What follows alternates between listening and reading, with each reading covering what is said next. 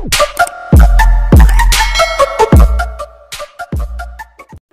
mga master! Welcome back again to our channel. Panibagong araw, panibagong kabanata na naman ang pagsamasamayin natin ngayong araw na ito.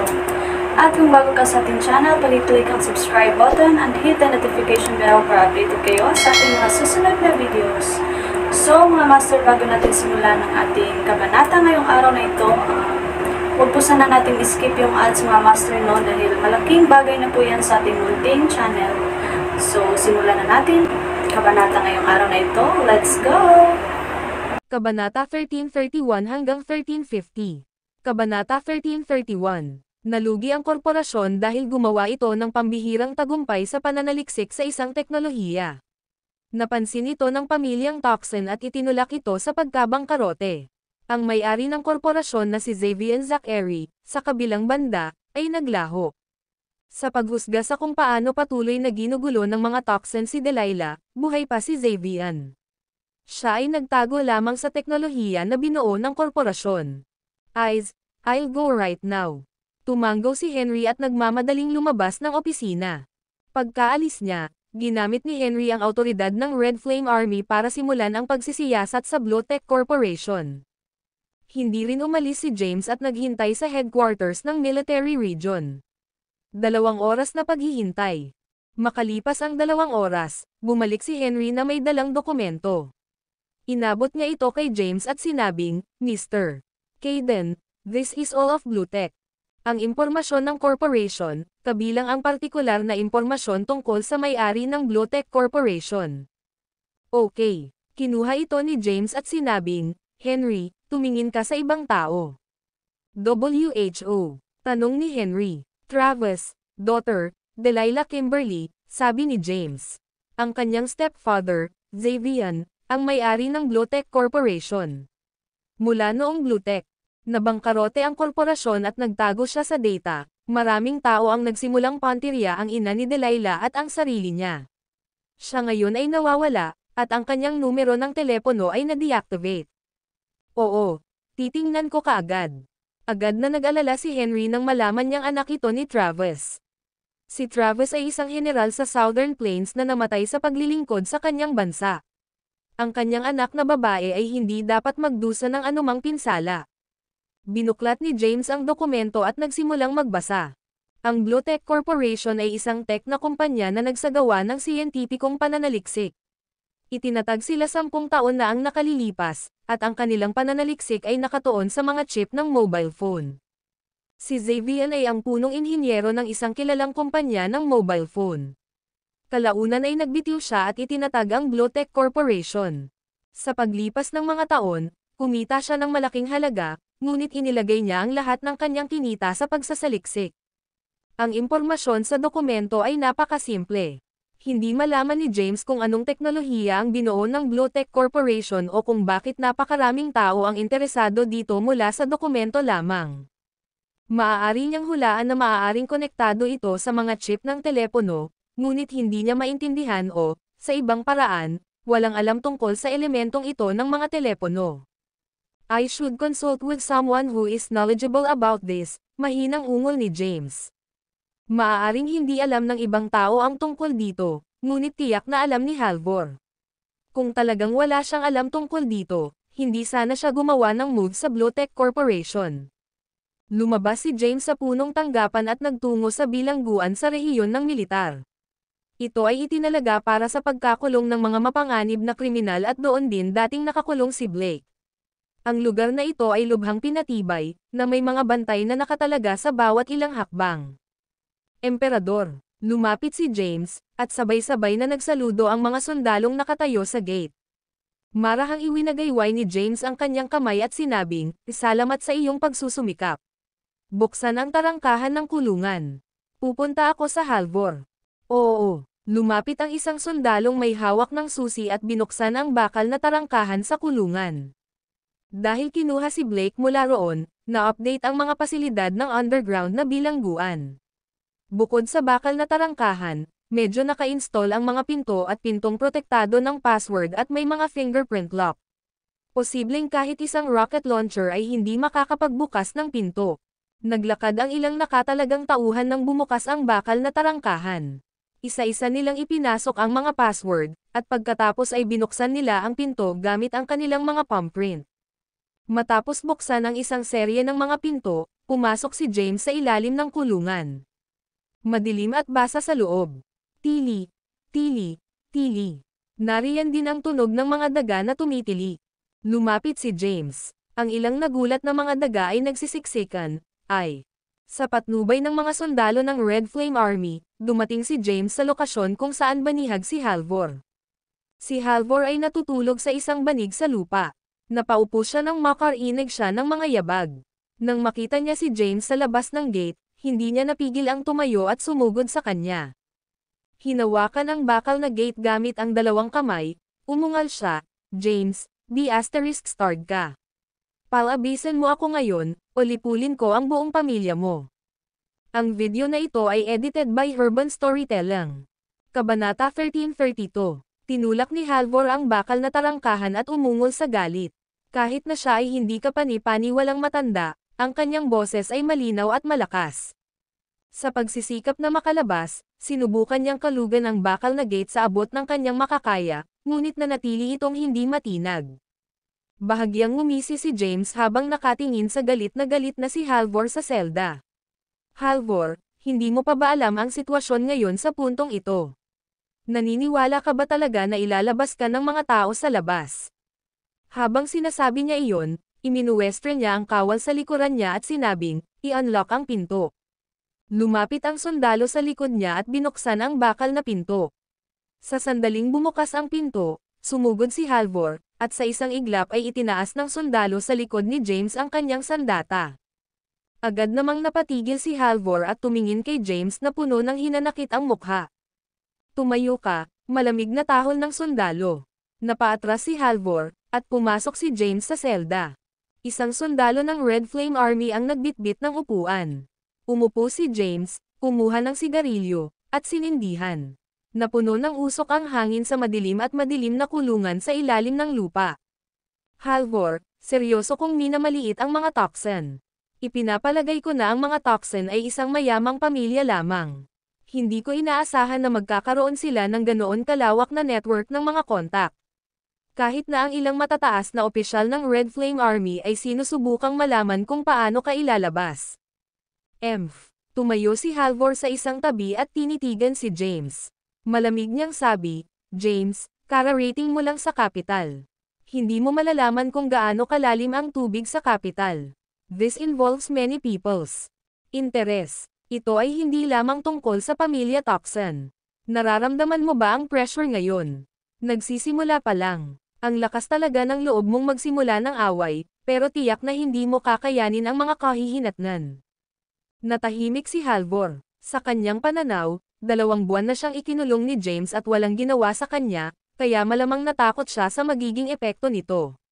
Ngayon, dumating si James para makipagkita sa kanya ng personal. Ipinakita nito na malapit nang gumuho si James sa pressure.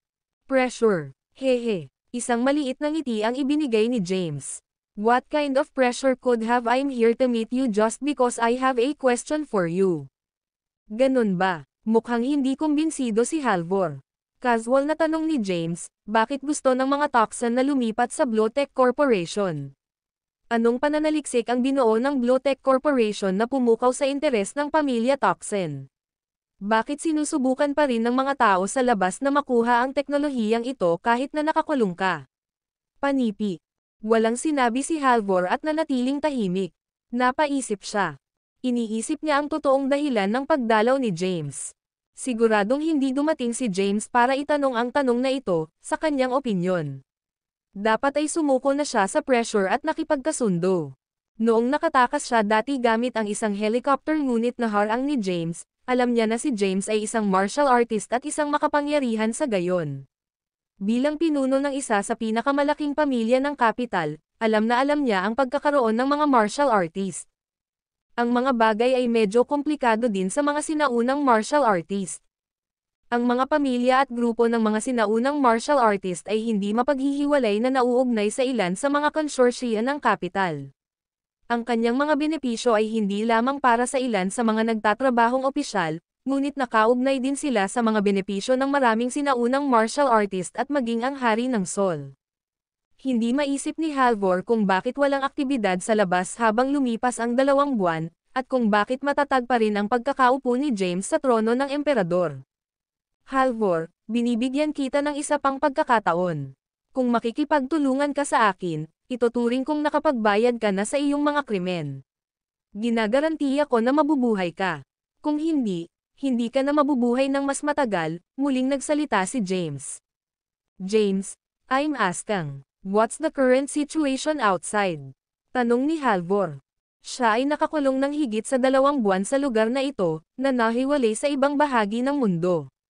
Sa kasalukuyan, hindi niya alam ang mga pangyayari sa labas. Halvor, oh Halvor, umabot ka na sa puntong to at hindi ka pa rin sumusuko. Nanghahawakan ka pa ba sa maling pag-asa na may magliligtas sa'yo sa sitwasyong ito? Sabihin mo sa akin kung saan ang iyong assurance na iiwan mo ito, lugar na nanggaling. Sabihin mo sa akin, sino ang nasa likod mo, at saan sila kukuha ng kapangyarihan para paalisin ka kung sasabihin mong sila ang grupo ng mga matataas na opisyal ng Red Flame Army, pagkatapos ay sasabihin ko sa iyo ng diretso, L. Haharapin dahan-dahan ang mga taong ito sa susunod na 6 na buwan, sisiguraduhin kong mahuhuli silang lahat. Ang video na ito ay edited by Urban Storytelling. Kabanata 1333. Medyo nabigla si Halvor sa sinabi ni James. Hindi niya inaasahan na ganoon ka-bold si James. Kaya mo ba ang resulta, James? Naiintindihan mo ba ang mga kahihinatnan ng paghampas sa mga taong ito? Ito ang mga opisyal ng Sol na nagpakita ng pambihirang merito at serbisyo. Kahit na sila ay nagkasala, gumawa sila ng malaking kontribusyon sa pagtatayo ng Sol. Si Sol ay magiging sa kaguluhan kung sila ay mahuli. You don't need to worry about that. I have the courage to do this. Natural, I have strategies for handling the fallout, sabi ni James na walang pakialam. Nang marinig iyon, bahagyang napaatras si Halvor. Ilang segundo rin bago siya kumalma. You wouldn't dare, James, you certainly wouldn't. Hindi mo alam kung gaano kakomplikado ang sitwasyon. Isa kang sinaunang martial artist, kaya malalaman mo ang tungkol sa Orient Commerce. Kung magpapatuloy ka dito, Orient Commerce hindi kita hahayaang makaalis. Orient Commerce, kumunat ang noo ni James. Ano ba itong Orient Commerce? Sa totoo lang hindi ko alam. Nag-isip sandali si Halvor at sinabing, Toto, hindi ka miyembro ng lupong ito. Normal lang na hindi mo alam. Okay, enough of this nonsense, tanong ko lang. Ano ang nakakuha ng atensyon ng pamilyang Toxin, at anong pananaliksik ang isinagawa ng Blotech Corporation? Hindi nagtanong si James tungkol sa tinatawag na Orient Commerce. Aware siya na kahit tanungin niya si Halvor, baka hindi sabihin sa kanya ni Halvor. Nilalayo niyang magsaliksik pa mamaya kapag nakaalis na siya doon. Isang bagong teknolohiya sa komunikasyon. Tumigil sa pagtatago si Halvor bilang tugon sa tanong na ito. Anong bagong teknolohiya sa komunikasyon? Sa malawakang paggamit ng 6G, ang mga komunikasyon sa internet ay hindi na nagbibigay kasiyahan sa publiko. Sa kasalukuyan, ang bawat tech na kumpanya sa mundo ay nagsasaliksik ng isang uri ng bagong teknolohiya, paliwanag ni Halvor. Nang marinig iyon, napukaw ang interes ni James at nagtanong siya, anong teknolohiya? Sa industriya, ito ay tinatawag na Z. Ito ay isang teknolohiya na higit pa sa modernong komunikasyon. Sumasakit ang ulo ni James habang nakikinig. Ang daming kalokohan. Magsalita sa mga salitang naiintindihan ko. Bigyan mo ako ng sigarilyo. Habang pinagmamasdan niya si James na humithit ng sigarilyo, lumutang din ang pagkalulong sa sigarilyo ni Halvor. Mahigit 2 buwan na siyang nakakulong. Hindi siya naninigarilyo sa loob ng 2 buwan. Casual na inabot ni James ang pakete na nasa kanya, kasama ang isang lighter. Umupo si Halvor sa lupa sa banig, kumuha ng sigarilyo, at sinindihan. May isang uri ng chip ng telepono na pinangalan ng Z-chip. Ang chip na ito ay may kakayahang mag-virtualize ng data. Sa madaling salita, kapag gumagawa ng online na tawag, ang chip ay may kakayahan na isaulo ang lahat ng data ng isang tao at i-project ito sa katotohanan. Sa panahon ng tawag, magpapakita ang telepono ng larawan ng ibang tao, na parang 2 tao ang nakikipag-usap ng harapan. Nakakamangha talaga. Natigilan si James. Ito ay isa lamang sa mga benepisyo. Kapag ang Z network ay naging malawakang ginagamit, ito ay magdi-digitize sa buong mundo, na nagpapahintulot sa lahat na ma-virtualize. Maging ang paglikha ng isang virtual na mundo ay magiging posible. Gamit ang teknolohiya ng virtualization, isang virtual na mundo ng laro ay maaaring malikha. Hindi lang ito magiging laro para sa iyong telepono o computer. Ang mga tao ay ipapakita bilang virtualized na data at papasok sa virtual na mundo na ang lahat ng kanilang mga pandama ay gumagana ng eksakto tulad ng ginagawa nila sa totoong mundo. Pagdating sa teknolohiya ng Z, nagsimulang magsalita si Halvor ng walang tigil. Matapos marinig ang tungkol dito, maging si James ay naintriga at kailangang magbigay ng kanyang papuri. Napakaganda ng bagong teknolohiyang ito. Ang modernong agham at teknolohiya ay sumulong sa punto kung saan kahit na ang gayong teknolohiya ay maaaring maging posible.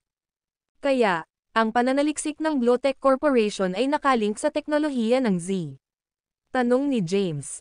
Oo, sa paghit-hit ng sigarilyo, sinabi ni Halvor, kahit na nahawakan lamang nila ang mga bahagi nito, o kung ano ang maaaring ituring na pangunahing yugto, kapag nakuha na ang teknolohiyang ito, ang mga susunod na pananaliksik ay magiging mas mabilis. Ang teknolohiyang Z ay maaaring hindi na mabuo pa, higit sa 30 taon hindi 30 taon hindi hihigit sa 20 taon. Ang video na ito ay edited by Urban Storytelling. Kabanata 1334. Alam mo ba kung gaano karaming pera ang dadalhin kapag ang pananaliksik ay tapos na? Wala kang ideya. Hindi mo maiisip ang mga kita mula dito. Lalong naging passionate si Halvor habang nagsasalita. Tumayo siya, tinuro si James, at malakas na sinabi, James, pinapayuhan kita na palabasin ako ng mabilis, kung hindi, mahihirapan ka. Malaking gulo. Tumalikod si James at umalis, hindi siya pinansin. Pagkaalis niya, kinuha ng isang sundalo ng Red Flame Army ang upuan at nilock ang bakal na pinto. James, bumalik ka dito. Mula sa kanyang likuran, maririnig ang galit ni Halvor 1. Pagsisisihan mo ito. Siguradong pagsisisihan mo ito. Hindi mo alam kung sino ang nagtatag ng Orient Commerce. Ang mga miyembro ay pawang mga totoong bigwig, at hindi mo kayang saktan sila. Nang marinig ni James ang mga salitang ito, bahagyang kumunat ang kanyang noo. Kasangkot dito ang mga sinaunang martial artist. Ang tubig ay mas malalim kaysa sa kanyang inaasahan. Gayunpaman, wala siyang takot. Kahit sino pa ang kasama, sabay-sabay niyang tatanggalin ang mga ito. Umalis siya sa bilangguan at muling bumalik sa rehiyon ng militar. Nakaupo si James sa opisina, nakasandal sa isang upuan. Nawala siya sa pag-iisip habang hinahaplos niya ang kanyang baba. Orient Commerce. Hindi pa niya narinig ang Chamber of Commerce na ito. Ito ang unang pagkakataon na narinig niyang may nagbalita nito. Bago gumawa ng kanyang hakbang, kailangan niyang magkaroon ng masusing pag-unawa dito. Makatitiyak lang siya na ang kanyang mga susunod na aksyon ay magiging matagumpay kung siya ay handang mabuti. Ang pamilya Caden ay isa sa Ancient Four. Ang ekonomiya ni Sol ay nasa ilalim ng kontrol ng 4 na pamilya. Tiyak na narinig nila ang Orient Commerce. Maaaring sila ay mga miyembro ng Orient Commerce, marahil kahit na mga senior na miyembro. Kailangan niyang makipagkita kay Maxine kung gusto niyang malaman pa ang tungkol sa kanila. Gayunpaman, medyo natakot siya habang iniisip ang mga sinabi at ginawa ni Maxine. Bahagyang nangangamba si James na makilala si Maxine ng mag-isa. Pupunta ako kay King. Nag-isip siya sandali. Ayon kay Halvor, kasangkot dito ang maraming interes ng mga tao, kabilang ang interes ng hari. Tila mas komplikado ang hari kaysa sa hitsura niya. Tiyak na nasangkot siya sa maraming malilim na pakikitungo. Umalis si James sa rehiyon ng militar. Sa ilalim ng escort ng mga sundalo ng Red Flame Army, nagmamadali siyang pumunta sa Peace Mansion. Samantala, sa sala sa Peace Mansion, nakaupo si King sa isang sofa. Sa harap niya ay nakatayo ang isang lalaki. Mukhang nasa 60s ang lalaki at nakasuot ng frock coat. Pinandilatan niya ang hari. Ito ay walang iba kundi si Mr. Lee. Magaling. Mataimtim na tiningnan ni Mr. Lee ang hari, na nakaupo sa sofa. Zacharias Tybot, hindi kita sinanay ng walang kabuluhan sa mga nakaraang taon. Ang iyong mga diskarte ay talagang lampas sa aking pangunawa. Zacharias Tybalt ang pangalan ng kasalukuyang hari ng Sol. Sa normal na mga pangyayari, tinawag siya ng iba bilang hari. Ilang tao ang gumamit ng kanyang pangalan kapag siya ay tinutugunan. Umupo ang hari sa sofa, may hawak na premium na sigarilyo.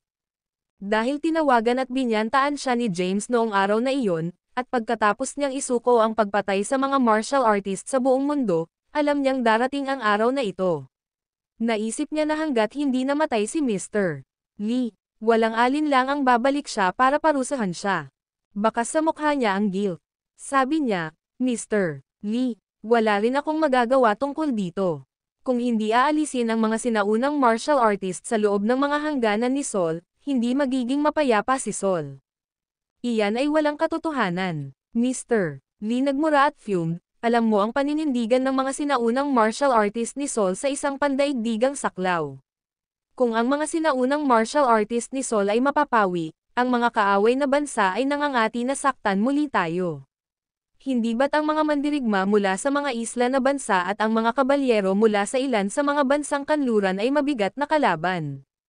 Hindi gumanti ang hari, hindi na kailangang sabihin, batid niyang may mga makapangyarihang mandirigma sa ibang bansa, ngunit naglakas loob pa rin siyang mag-aklas dahil may mga plano siya. Lihim din siyang may kontrol sa ilang elite. Ang mga elite na ito ay higit na may kakayahang pangasiwaan ang mga makapangyarihang mandirigma mula sa ibang mga bansa. Ang video na ito ay edited by Urban Storytelling.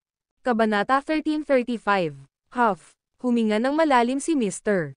Lee. Pinilit ang sarili na kumalma. Hindi ngayon ang panahon para panagutin ang sinuman. Umupo siya at tumingin sa hari sa tapat niya. Talagang hindi nasisiyahan sa iyo ang guro. Gusto nilang sabihin ko sa iyo na gampanan mo ng maayos ang iyong mga tungkulin sa susunod na 6 na buwan at pangalagaan ang paghalili. Huwag mong alalahanin ang iyong sarili sa iba, at huwag makialam, o kung hindi. Sinabi ni Mr. Lee ang mga salitang ito, pagkatapos ay tumalikod at umalis. Nagsimulang maging mataimtim ang ekspresyon ng hari. Nagmamadaling dumating si James sa Peace Mansion. Pagkababa niya ng sasakyan ay nakita niya si Mr. Lee na galit na naglalakad palabas. Napatingin si Mr. Lee kay James at bahagyang natigilan. Gayunpaman, hindi niya ito binati. Matapos matigilan sandali, tumalikod siya, naglakad palayo, at sumakay sa malapit na itim na kotse. Habang pinapanood si Mr. Lee naaalis, hinimas-himas ni James ang kanyang baba at bamulong, asterisk na wala si Mr. Lee ng mahigit 2 buwan, ngunit nagpapakita siya ngayon at binisita pa nga ang hari. Ito ay tiyak na hindi maganda. Hindi pumasok si James sa Peace Mansion hanggang sa makalayo si Mr. Lee. Sa entrance ng living room, nakatayo doon si Gloom. Nang makita niya si James, lumapit siya at binati, "Nandito ka pala." Oo, marahang tumanggo si James at sinabing, "Mayroon akong ilang katanungan para sa hari." Ngayon, ang tanging makakasagot sa akin ay ang hari. Nasa loob ang hari. Binuksan ni Gloom ang pinto sa silid at sinenyasan siyang magpatuloy. Pumasok si James sa loob. Pagpasok sa silid, napansin niya ang hari na nakaupo sa isang sofa, humihit-hit ng sigarilyo. Makapal na usok ang hangin sa kwarto. Medyo nabulunan. Lumapit siya at umupo sa tapat ng king. Pagkatapos ay kumuha si James ng sigarilyo sa mesa at sinindihan ito. "What's the matter? In a bad mood? Dumating ba si Mr. Lee para pagsabihan ka?" Kailangan niyang itanong. Alam ni James na pumunta rin si Mr. Lee sa Mount Thunder Sect. Nang kumilos ang hari laban sa mga martial artist ng Mount Thunder Sect, hindi may iwasang kumilos din siya laban kay Mr. Lee. Si Mr. Lee ay nakalabas ng buhay. Kaya, tiyak na magpapakita siya para pagsabihan siya. Ito ay inaasahan, sabi ng hari nang walang pag-aalinlangan. "Mr. Lee has always been the person behind you. Dahil sa suporta niya, nagawa mong umakyat sa trono noon. Ngayon magkaaway kayo, pero hindi ka niya sinisisi at basta na lang umalis." Mukhang naguguluhan si James. Ang alam niya lang na ang nasa likod ng hari ay si Mr.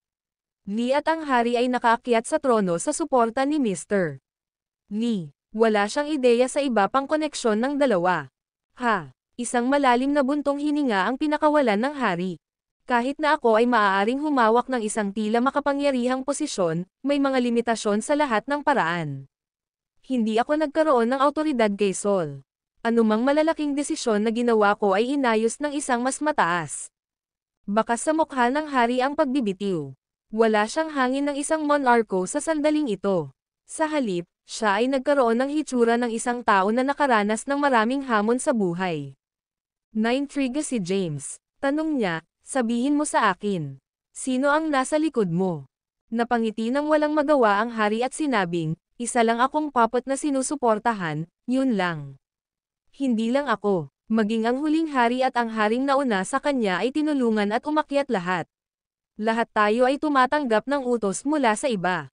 Sino ang taong ito? Kumunat ang noo ni James, hindi niya inaasahan na magiging puppet ang kasalukuyang hari. Ang katotohanan na ang mga nakaraang hari ay mga puppet din ay isang mas malaking sorpresa. Ito ay medyo sumalungat sa kanyang pangunawa at lumampas sa kanyang imahinasyon. Huminga ng malalim ang hari at sinabi, ito ay dapat sabihin sa simula. Mukhang matamang nakikinig si James. Sa sandaling ang unang bagong hari ay nakoronahan, siya ay nagbitiw sa trono pagkatapos lamang ng 10 taon sa kapangyarihan. Gayunpaman, ang unang hari ay isang martial artist. Siya ay may mahabang buhay sa harap niya. Kahit na siya ay bumaba mula sa trono, ang pangalawang hari ang kanyang alagad at sinunod ang kanyang mga tagubilin. Pagkatapos ni Lance, ibinaba ng hari ang trono, pinagsama niya ang Ancient Four, pati na rin ang ilang martial artist, at itinatag ang Orient Commerce. Nagulat si James nang marinig iyon. Orient Commerce. Ito ang Orient Commerce na binanggit ni Halvor.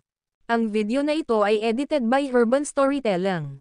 Kabanata 1336. Nagsimulang magsalita ang hari tungkol sa Orient Commerce. Noong panahong iyon, ang bansa ay nahuhulog sa lahat ng paraan. Marami pa ring naghihirap sa bansa. Marami ang giniginaw at nagugutom. Hindi pa available ang kuryente sa maraming lugar. Itinatag ni Lance ang Orient Commerce para sa dalawang layunin.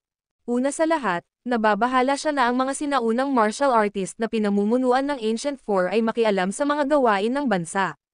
Kaya itinatag niya ang Orient Commerce, hinayla ang mga pamilyang ito at sinaunang martial artist, at inakay sila sa kapalaran. Higit pa rito, gumawa sila ng kasunduan na huwag makialam sa mga pangunahing usapin ng bansa. May isa pang layunin, at iyon ay upang gabayan ang mga tao ng bansa patungo sa kaunlaran. Ang Great Four, pati na rin ang ilang martial artist, ay lumitaw mula rito at itinatag ang kanilang mga sarili sa kapital. Sa nakalipas na ilang dekada, ang ekonomiya ni Sol ay nakaranas ng napakalaking paglago. Ang mga sinaunang martial artist, na pinamumunuan ng Ancient Four, ay nakakuha ng kontrol sa Sol's ekonomiya din. Gayunpaman, napakaraming tao ang nasasangkot, at ang mga koneksyon sa pagitan nila ay lubhang komplikado.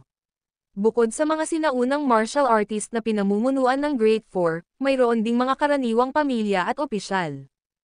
Upang patatagin ang sitwasyon, si Lance, ang Pangulo, ay nagbigay ng konsesyon sa lahat ng mga kilalang pamilya at malalaking opisyal nitong mga nakaraang dekada. Pumikit siya hanggat hindi sila lumayo. Nagresulta ito sa masalimuot na web ng mga koneksyon, ngayon ito rin ang dahilan kung bakit ang paglipat laban sa isa sa mga ito ay may epekto sa kanilang lahat. Matapos marinig ang mga ito, sa wakas ay naunawaan ni James kung paano nauugnay ang mga relasyong ito sa isa't isa. Mayroon ka rin bang interes dito?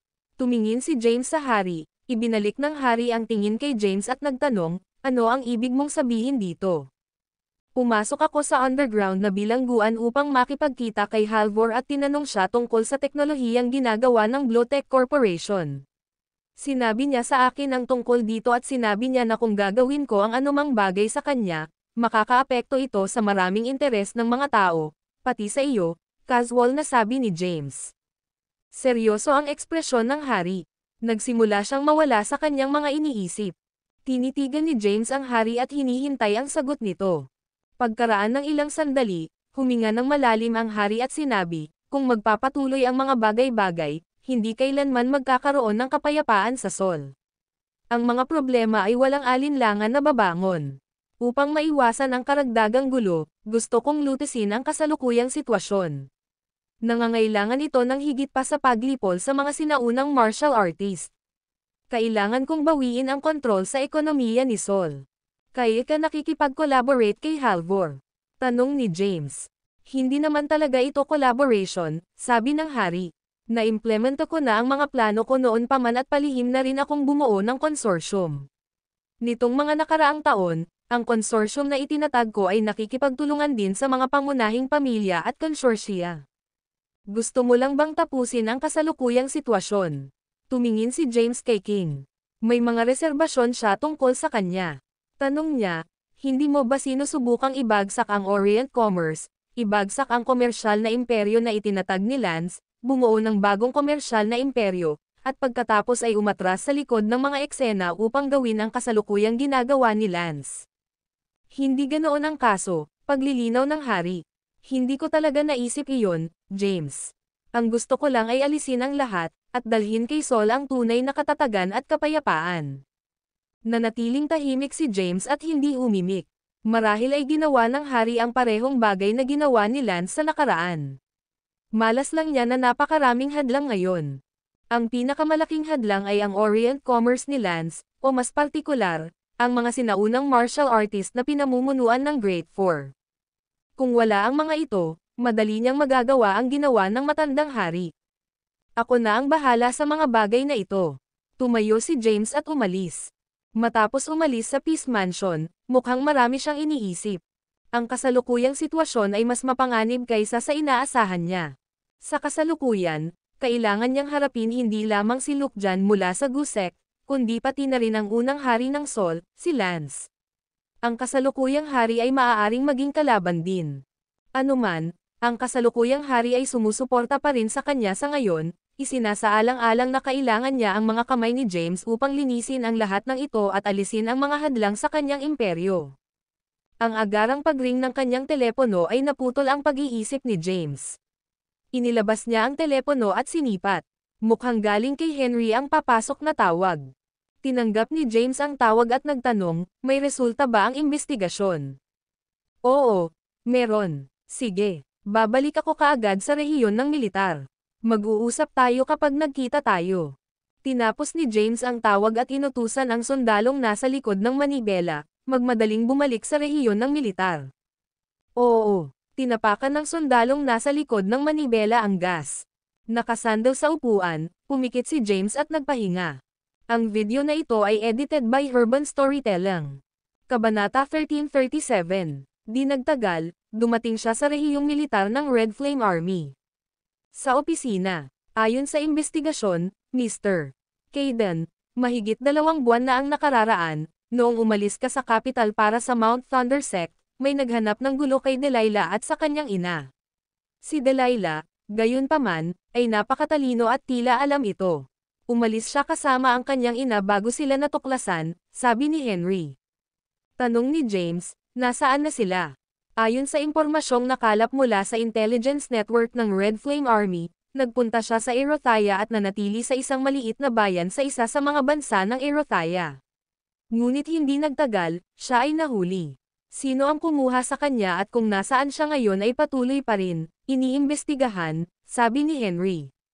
Seryoso ang ekspresyon ni James nang marinig iyon. Medyo nag-isip siya at nagtanong, may balita ba tungkol sa stepfather ni Quincy, Xavier? Hindi pa. Nawala siya ilang sandali matapos ideklara ng kumpanya ang pagkabangkarote at hindi pa natagpuan. Maraming puwersa ang naghahanap sa kanya ngayon, ngunit tila nawala siya sa balat ng lupa. Naiintindihan. Tumango si James. Mr. Caden, ano ang dapat nating gawin ngayon? Tanong ni Henry. Pinag-isipan ito ni James at sinabing, hanggang sa imbestigahan muna ito ng mga dayuhang puwersa. Kung kinakailangan, ako mismo ang maglalakbay sa Erothaya. Malaki ang papel ng stepfather ni Delilah sa pangyayaring ito. Hindi dapat dumanas ng anumang pinsala si Delilah. Bukod pa riyan, anak siya ng kanyang kasamahan. Hindi rin hahayaan ni James na may mangyari sa kanya. Kung wala lang masyadong nangyayari ngayon, umalis na siya papuntang Erothaya. Nilabas niya ang phone niya. Una, tinawag niya ang Dragon Palace, na itinatag ng Elite 8 bago ang bagong taon, at inutusan si May na gamitin ang bawat intelligence network na magagamit upang mahanap si Delilah sa anumang halaga. Pagkatapos magbigay ng mga tagubilin, tinawagan niya ang tagapagtatag ng Dark Castle na si Blake. Inutusan niya si Blake na imbestigahan ang insidente gamit din ang puwersa ng Dark Castle. Matapos gumawa ng ilang sunod-sunod na tawag, tuluyang tumigil si James. Tumingin siya sa oras. Nagmamadali siya mula sa mansyon ng mga Kayden patungo sa Peace Mansion. Ngayon ay pasado 3:00 na ng hapon, ngunit hindi pa siya kumakain ng tanghalian. Kumain ka na ba, Henry? Sabay na tayong kumain. Kumuha ka ng kaunting inumin. Umiling si Henry at sinabing, napaka-busy ko sa paghahanap ng impormasyon at data na gagawin ko ang sarili ko hanggang mamatay. Paano ako makakahanap ng oras para kumain? Tara na. Tumayo si James, inakbayan si Henry, at lumabas ng opisina. By the way, how are things going between you and Whitney? Kailan kayo ikakasal? Ahem. Si Henry, na mukhang nahihiya, ay nagsabi, hindi na kailangang magmadali. Tignan natin pagkatapos nating malampasan ang abalang panahon na ito. Tama, maraming mangyayari sa panahong ito. Hindi rin kita bibigyan ng pahinga. Mas mabuting ipagpaliban ang pagpapakasal hanggang matapos ang unang kalahati ng taon, pagkatapos ng halalan, at pagkatapos ng pag-akyat ng ang bagong hari, Mr. Kayden, kayo ni Thea. Nag-aalangan pa si Henry na magsalita pa. We're doing fine, nakangiting sagot ni James. Nakaakbay sa balikat ang dalawa, umalis sila sa rehiyon ng militar. Pumunta sila sa mga lumang kalye ng kabisera at nakakita ng isang stall ng pagkain, pagkatapos ay nag-order ng ilang lutuing bahay pati na rin ang 2 bote ng beer. Bago matapos ang pagkain ay tumawag si Quincy. Nakarating na daw siya sa capital. I'll send you the location of Thea's residence. You should go there muna. I'll head over right after I finished my meal. Binaba ni James ang telepono, saka ipinadala kay Quincy ang address ng courtyard na binili ni Thea. Mr. Kayden, bumalik ka muna kung may pasok ka, sabi ni Henry. Bahagyang kumaway ng kamay si James at sinabing, mahalaga ang pagkain, kahit na abala ka. Kakain muna tayo. Pagkatapos, magtatrabaho tayo. Sige, cheers. Itinaas ni Henry ang baso niya at kinagat ito ni James. Ang video na ito ay edited by Urban Storytelling. Kabanata 1338, laging sinusundan ni Henry si James. 10 taon na silang magkakaibigan at magkakapatid. Marami siyang alam tungkol kay James, ngunit hindi niya alam na tahimik na naging martial artist si James. Habang siya ay nasa Mount Thunder Sect bago matapos ang taon, siya ay nasugatan ni Thea at dinala sa Medical Valley upang magpagaling. Ang kanyang bagong taon ay ginugol sa Medical Valley. Sa panahong ito, sa wakas ay nalaman niya ang tungkol sa mga sinaunang martial artist at kung gaano sila kalakas. Mr. Kayden. Nang matapos ang isang baso ay tumingin siya kay James nang may pag-aalala. May pinipigilan ka. Hindi ito katulad mo. Tanong ni James, anong problema? Sabihin mo sa akin. Huwag mag-alinlangan na parang unggoy. Noon lamang nagtanong si Henry, ano ang ranggo ng iyong lakas ngayon, Mr. Kayden? Habang siya ay nasa Medical Valley, nakipag-usap siya sa mga alagad ng Medical Valley na nag-aalaga sa kanya tungkol sa iba't ibang mga paksa na may kaugnayan sa mundo ng sinaunang martial arts. Natuklasan din niya kung paano nauuri ang lakas ng mga martial artist. Sa pagkakasunod-sunod, ito ay mula sa unang ranggo hanggang sa 9 na ranggo. Ang unang ranggo ang pinakamababa, habang ang 9 na ranggo ang pinakamataas. Ang 9 na ranggo, gayunpaman, ay isang gawa-gawa lamang. Ang ranggo na ito ay hindi kailanman naitala, kahit nasa sinaunang mga balumbon. Baka lang ako nakarating sa 8 ranggo, walang pakialam na sabi ni James. F***6. Napatayo si Henry sa gulat. Baka sa mukha niya ang pagtataka habang nakatingin kay James. Ang 8 ranggo, bulalas niya. Bakit ka excited? Umupo ka. Maya-maya ay umupo si Henry, huminga ng malalim, at nagsabi, Mr. Kayden, turuan mo rin ako tungkol dito. Narinig ko na ang mga martial artist ay nabubuhay ng mas mahabang buhay kaysa sa karaniwang tao. Kahit nasa 3 o 4 na ranggo, hanggat walang mga aksidente, ang mabuhay hanggang 100 taong gulang ay hindi isang problema, maaari silang mabuhay ng 150 hanggang 60 taong gulang kung sila ay nasa 7 o 8 ranggo. Tao rin si Henry. Siya rin, ay natatakot sa kamatayan at nais na mabuhay ng kaunti pa. At the same time, isa siyang sundalo. Nais din niyang magkaroon ng malaking lakas.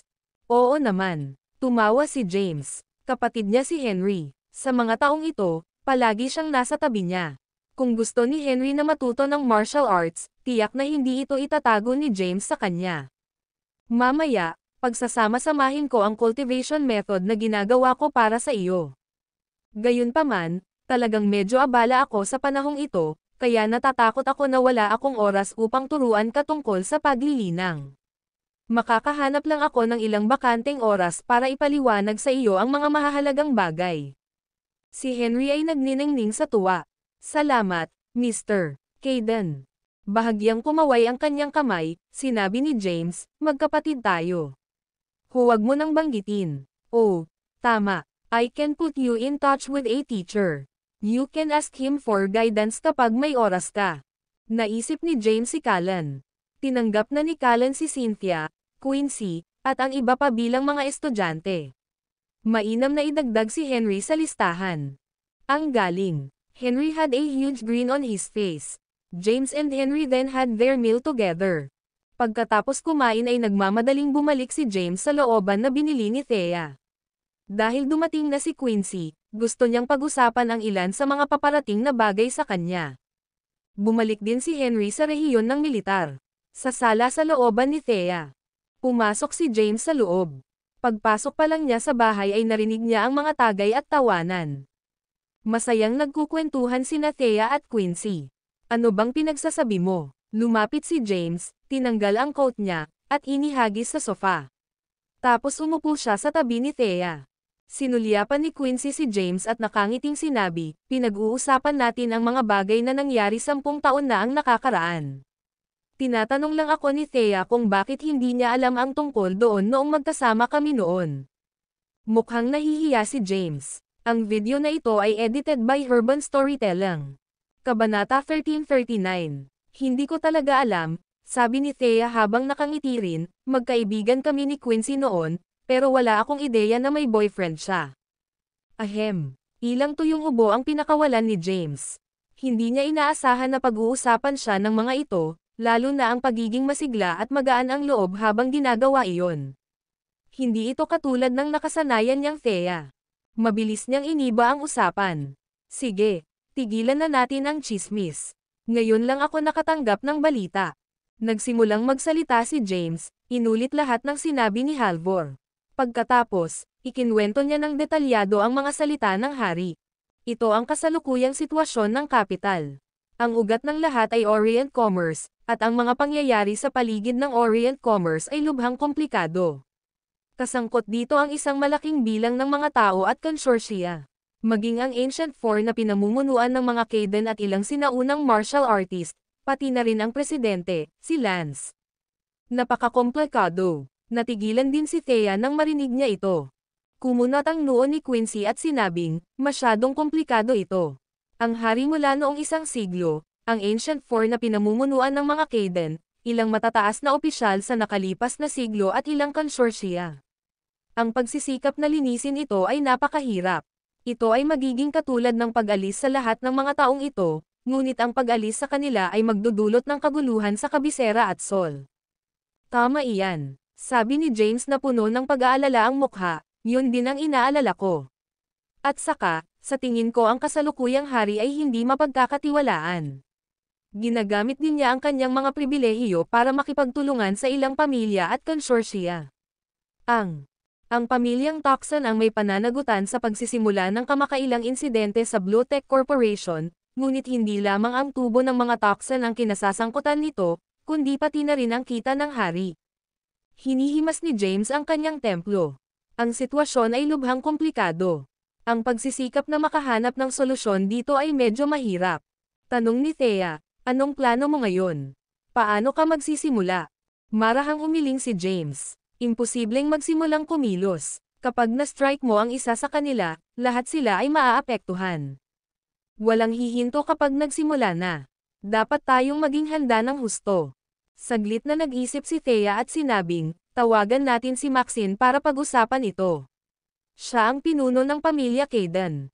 Tiyak na narinig niya ang Orient Commerce at marami siyang alam tungkol dito. Napatingin si James kay Thea. Kinaumagahan, nagtatampo pa rin si Thea. Ngayon, aktibo niyang iniimbitahan si Maxine. Tatawagan ko siya. Baka sa mukha ni Thea kung ano ang tumatakbo sa isip ni James. Agad niyang kinuha ang phone niya at tinawagan si Maxine. Sa panahon ng tawag, nagbigay siya ng maikling paliwanag sa sitwasyon. Sige, pupunta agad ako dyan. Matapos malaman ang pangyayari, ibinaba ni Maxine ang kanyang ginagawa at agad na sumugod sa tirahan ni Thea. Si James, Thea, at Quincy naman ay nagpatuloy sa pag-uusap at pinag-aralan ang sitwasyon. Sinusuri nila ang mga problemang maaaring lumitaw kapag nagsimula silang kumilos, pati na rin kung paano nila binalak na lutasin ang mga problemang ito. Mabilis na dumating si Maxine. Wala pang isang oras ay sumulpat na siya sa tirahan ni Thea. Pumasok siya sa bahay at umupo. Medyo nailang si James nang sumugod si Maxine. Gayunpaman, nag-chat kaagad sina Maxine at Thea na parang walang nangyari. Thea took the initiative and asked, "Maxine, ano sa tingin mo ang susunod nating gagawin?" Kumunot ang noo ni Maxine at sinabing, "I've actually heard of the Orient Commerce na binanggit ni Thea sa tawag kanina. Still, I've only been the head of the Kayden family for over 2 months, so I don't know marami. Wala akong ideya na magiging komplikado ang sitwasyon sa loob ng Orient Commerce. Inisip ko na isa lamang itong kamara ng komersyo na itinatag ng Great Four noong lumitaw sila ilang dekada na ang nakararaan, ngunit hindi ko naisip na ito ay pinangunahan ng hari 100 taon na ang nakararaan." Si Maxine talaga ang pinuno ng pamilya Kayden. Sa kabila noon, wala siyang masyadong alam tungkol sa Orient Commerce, dahil wala pang nagbanggit sa kanya tungkol sa kasaysayan ng Orient Commerce. Bukod pa rito, nakatuon siya sa pag-recruit ng mga kaalyado noong panahong iyon. Hindi rin siya nag-abala na malaman ang tungkol dito. Kahit na hindi ko alam ang mga partikular na pangyayari sa paligid ng Orient Commerce, alam ko na ang Orient Commerce ay hindi isang monolith. Ito ay sapilitang binuo para sa kapakanan ng kita. Kung gusto nating sirain ang Orient Commerce, dapat tayong magsimula sa loob at hampasin sila ng paisa-isa, na nilulusaw ang silid ng komersyo mula sa loob palabas. Walang naintindihan si James tungkol dito. Kung hahayaan mo siyang pamunuan ang isang hukbo sa labanan at sakupin ang kontrol ng isang lungsod, siya ay magiging mahusay. Ang paggawa sa kanya ng mga diskarte at ideya sa negosyo, sa kabilang banda, ay mag-iiwan sa kanya na ganap na walang kaalam-alam. Ang video na ito ay edited by Urban Storytelling. Kabanata 1340. Nagtipon sila at nag-uusap tungkol sa Orient Commerce. Si Maxine ay nagsasalita tungkol sa mga kasalukuyang miyembro ng Orient Commerce na alam niya. Ang kasalukuyang Orient Commerce ay lubos na umaasa sa Great Four nanograms sinaunang martial arts world. Gayunpaman, ang Great Four ay gumagawa ng kanilang sariling bagay sa loob ng maraming taon at bihirang makipag-ugnayan sa isa't isa. Ngayon, palabas lang ang Orient Commerce. Sa kabila nito, hindi ito natunaw, dahil palaging may mga kita na kikitain. Gayunpaman, sa tingin ko kailangan munang magtatag ng Chamber of Commerce. Pagkatapos magsalita ng ilang sandali, tumingin muli si Maxine kay James at nagpatuloy, "Kapag naitatag na ang Chamber of Commerce, we'll recruit some foreign companies to compete with Orient Commerce." Huli na para dyan, sabi ni Quincy. 6 na buwan na lang ang halalan. Sa natitirang panahon, hindi na lalago ang Chamber of Commerce, at nilayon ni James na lutasin ang lahat bago ang halalan. Ang pagre-recruit sa Great Four ang tanging pagpipilian kung gayon, sabi ni Thea. Kung kukunin ng Great Four ang panig ni James at susuportahan siya, magiging madali ang lahat. Nang marinig iyon, bahagyang umiling si Maxine. Natatakot ako na hindi iyon gagana. Noon, ang Great Four ay may kasunduan sa hari na huwag makialam sa mga gawain ng bansa at huwag pumanig. Nagkagulo na ang sitwasyon ngayon, sabi ni Thea, nagkagulo na simula ng paslangin ni James ang dating emperador. Bukod dito, ang kaguluhang ito ay sadyang inayos, at hindi ng isang tao. Tahimik na sumang-ayon dito ang lahat ng puwersa. Dahil walang gustong manatili sa ganoong pagkapatas ang sitwasyon, nagpasya silang gamitin si James para resolbahin ang sitwasyon. At saka, mas naging magulo simula nung Mount Thunder Conference. Sa ngayon, parang walang masyadong nagmamalasakit. Sino ang nagmamalasakit kung aling panig ang nasa grade 4? Hindi maiwasan ni James na sumulyap kay Thea. Naisip ni Thea na simple ang pag-iisip. Hindi niya inaasahan na maiintindihan niya ang sitwasyon ng lubusan. Nawawala na rin si Maxine sa pag-iisip. Tama si Thea. Ito ay dahil sa ang grade 4 ay hindi pumipili ng mga panig kaya maraming mga tao ang nagsisikap na gawin nila ito sa pagsisikap na malutas ang sitwasyon. Tumingin siya kay James at sinabing, "James, see something." With a look of frustration, hinawakan ni James ang kanyang ilong at sinabing, "It's a tricky situation. I'm really a loss about what to do.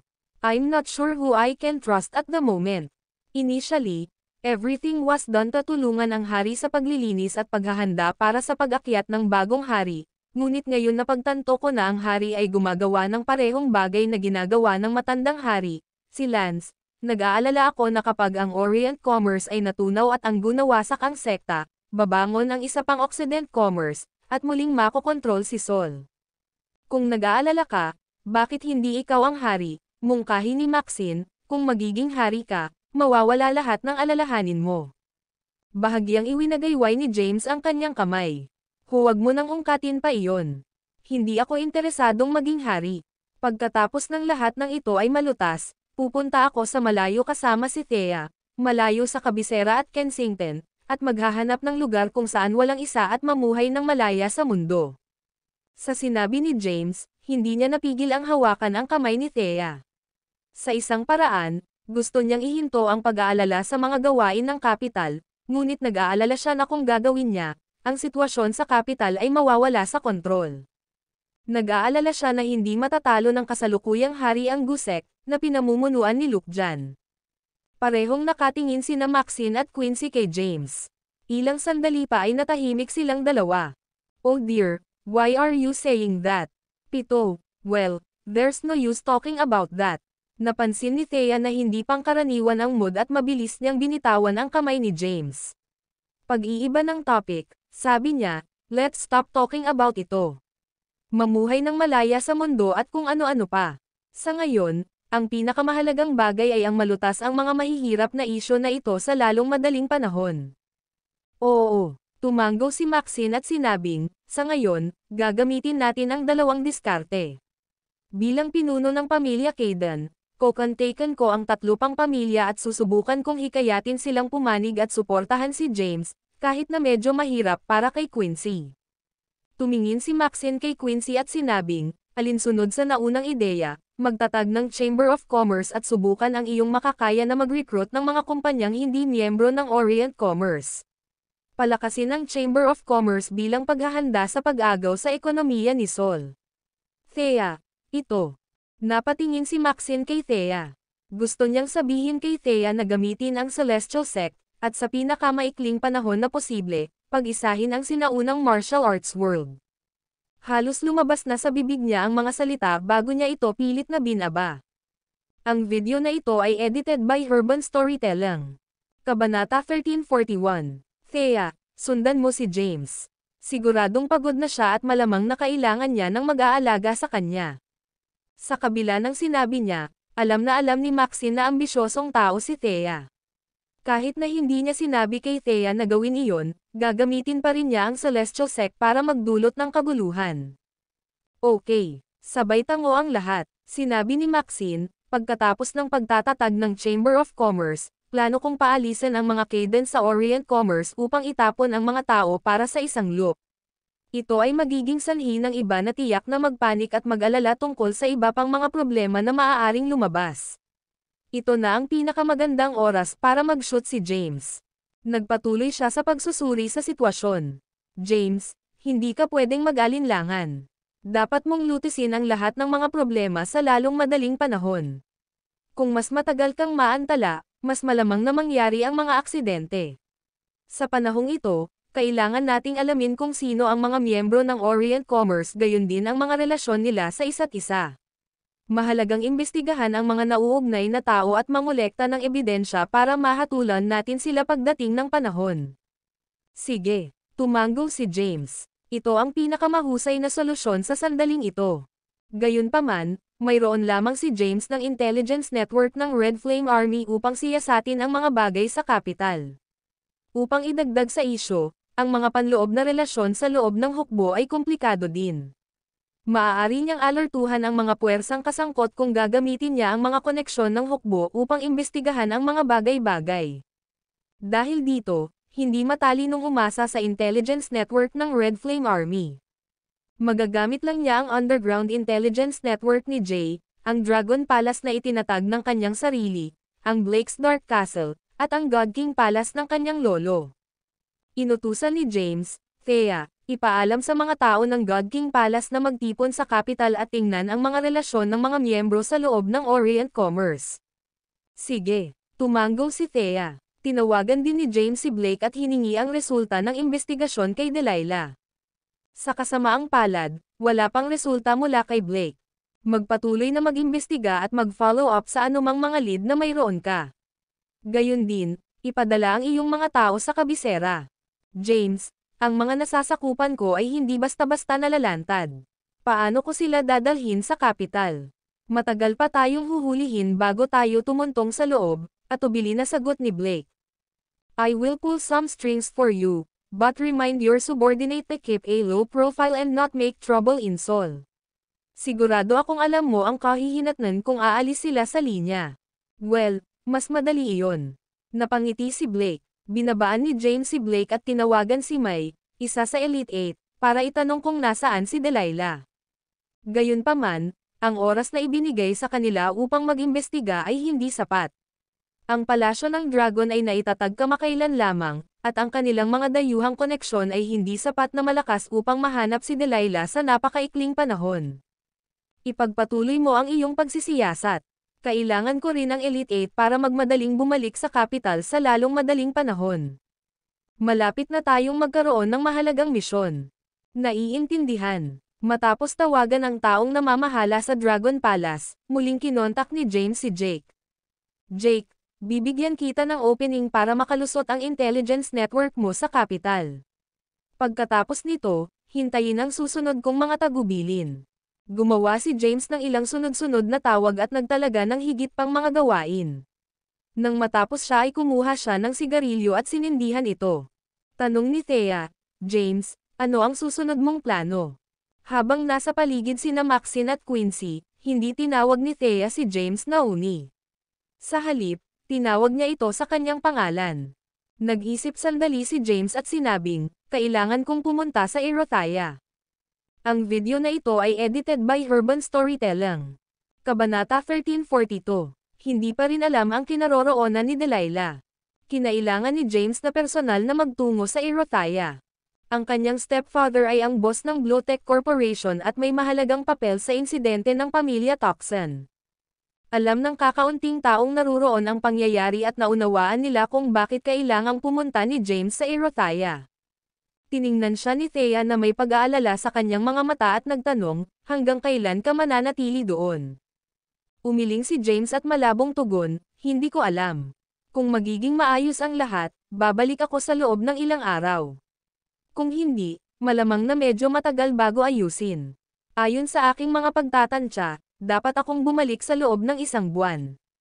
Tiningnan niya ang ilang tao sa silid at sinabing, kailangan ko kayong tulungan akong pamahalaan ang estado ng mga pangyayari sa kabisera. Hindi natin kakayanin na magulo ito.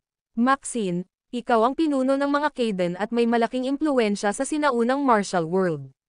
Sa oras na wala ako, kailangan kong protektahan mo sina Thea at Quincy. Siguraduhin mong walang mangyayari sa kanila. Nagpout si Maxine. Protektahan si Thea. Kailangan pa ba ni Thea ng proteksyon? Magiging maayos ang lahat hanggat nananatili si Thea at hindi nagdudulot ng gulo sa iba. Pumayag pa rin si Maxine sa kabila ng kanyang panloob na reserbasyon, alright. Babantayan ko sila. Gayun din, nagpatuloy si James na nakataas ang daliri na parang may naalala. Si Callan ay nasa closed-door meditation pa rin sa kapital.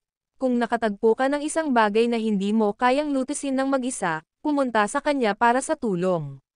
Ipapaalam ko sa kanya bago ako umalis at hihilingin sa kanya na bantayan siya sa panahong ito. Sige, sumang-ayon ang lahat ng naruroon sa plano. Pagkatapos magbigay ng mga tagubilin, nagpakawala si James ng malaking buntong hininga. Anyway, hindi na ako pwedeng mag-aksaya ng oras. Pupuntahan ko muna si Callan. Sige, mag-ingat ka. Huwag kang masyadong mag-alala tungkol sa kabisera. Medyo matagal pa bago ang eleksyon. Kahit na hindi ka makabalik sa oras, ito ay maaaring ipagpaliban dahil ang mga awtoridad na tulad mo ang pumipili ng mga kandidato. Ang mga babae ay humalili sa pagsasabi ng kanilang piraso. Hindi na lang sumagot si James at naghanda na para umalis.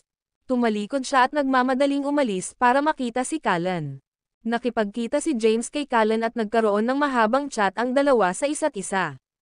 Nangako si Callan kay James. Pumunta ka ng may kapayapaan ng isip, James. Nasa capital ako at sisiguraduhin kung walang mangyayari sa mga babae. Medyo kumpiyansa si James sa lakas ni Callan at nakahinga siya ng maluwag na iniwan siya nito sa pamumuno, pagprotekta sa mga babae. Bago ang ibang tao ay pinino ang Spirit Turtle Corps, hindi kalabisan na sabihin na si Callan ang numero 1 sa lahat ng martial art practitioner sa buong mundo. Total, nakarating na siya sa ikatlong hagdan ng Skyward Stairway. Ang Skyward Stairway ay lilito lamang kapag naabot ng isa ang tuktok ng ika-8 ranggo. Pagkatapos lamang umakyat sa Skyward Stairway ay papasok ang isa sa ika-9 na ranggo. Ang ibang mga martial artist na nakakuha ng core ng Spirit Turtle ay mahihirapan pa ring talunin si Callan kahit na pinipino ang kani-kanilang core. Nga pala, ano sa tingin mo ang kasalukuyang hari ng Sol? Biglang tumalikod si James at tumingin sa matandang lalaki. Natigilan si Callan sa tanong nito. Hindi niya matiyak ang intensyon ni James at tumugon sa sarili niya, tanong, sa anong aspeto? Sinabi ni James, lahat ng aspeto. Marahang umiling si Callan. Hindi ako malinaw dito. Ginugol ko ang mga nakaraang taon sa pagmumuni-muni sa pag-iisa at hindi gaanong nasangkot ang aking sarili sa labas ng mundo. Hindi ako ang pinakamahusay na alam tungkol sa mga makamundong gawain. Gayunpaman, sa aking palagay, ilan sa ating mga nakaraang hari ang dapat magpasalamat sa kaunlaran ni Sol ngayon. Kaya, medyo magaling sila sa pangkalahatan. Bahagyang tumango si James at hindi na nagtanong pa. Mabilis niyang iniba ang paksa at sinabing, iiwan na kita para tumulong sa pag-aasikaso sa mga gawain ng Kapitolyo. Pupunta ako sa Erothia at babalik ka agad. Pagkatapos kong makuha ang hinahanap ko. Huwag kang mag-alala, walang mangyayari, muling pagtitiwala ni Callan kay James. Sige, alis muna ako. Matapos umalis sa tirahan ni Callan, dumiretso si James sa rehiyon ng militar. Binalak niyang isama si Henry sa paglalakbay na ito sa Erothia. Ano? Ang video na ito ay edited by Urban Storytelling. Kabanata 1343. Natigilan si Henry sa utos ni James. James, gusto mo ba talaga akong sumama sa'yo? Iyon ay halos hindi angkop.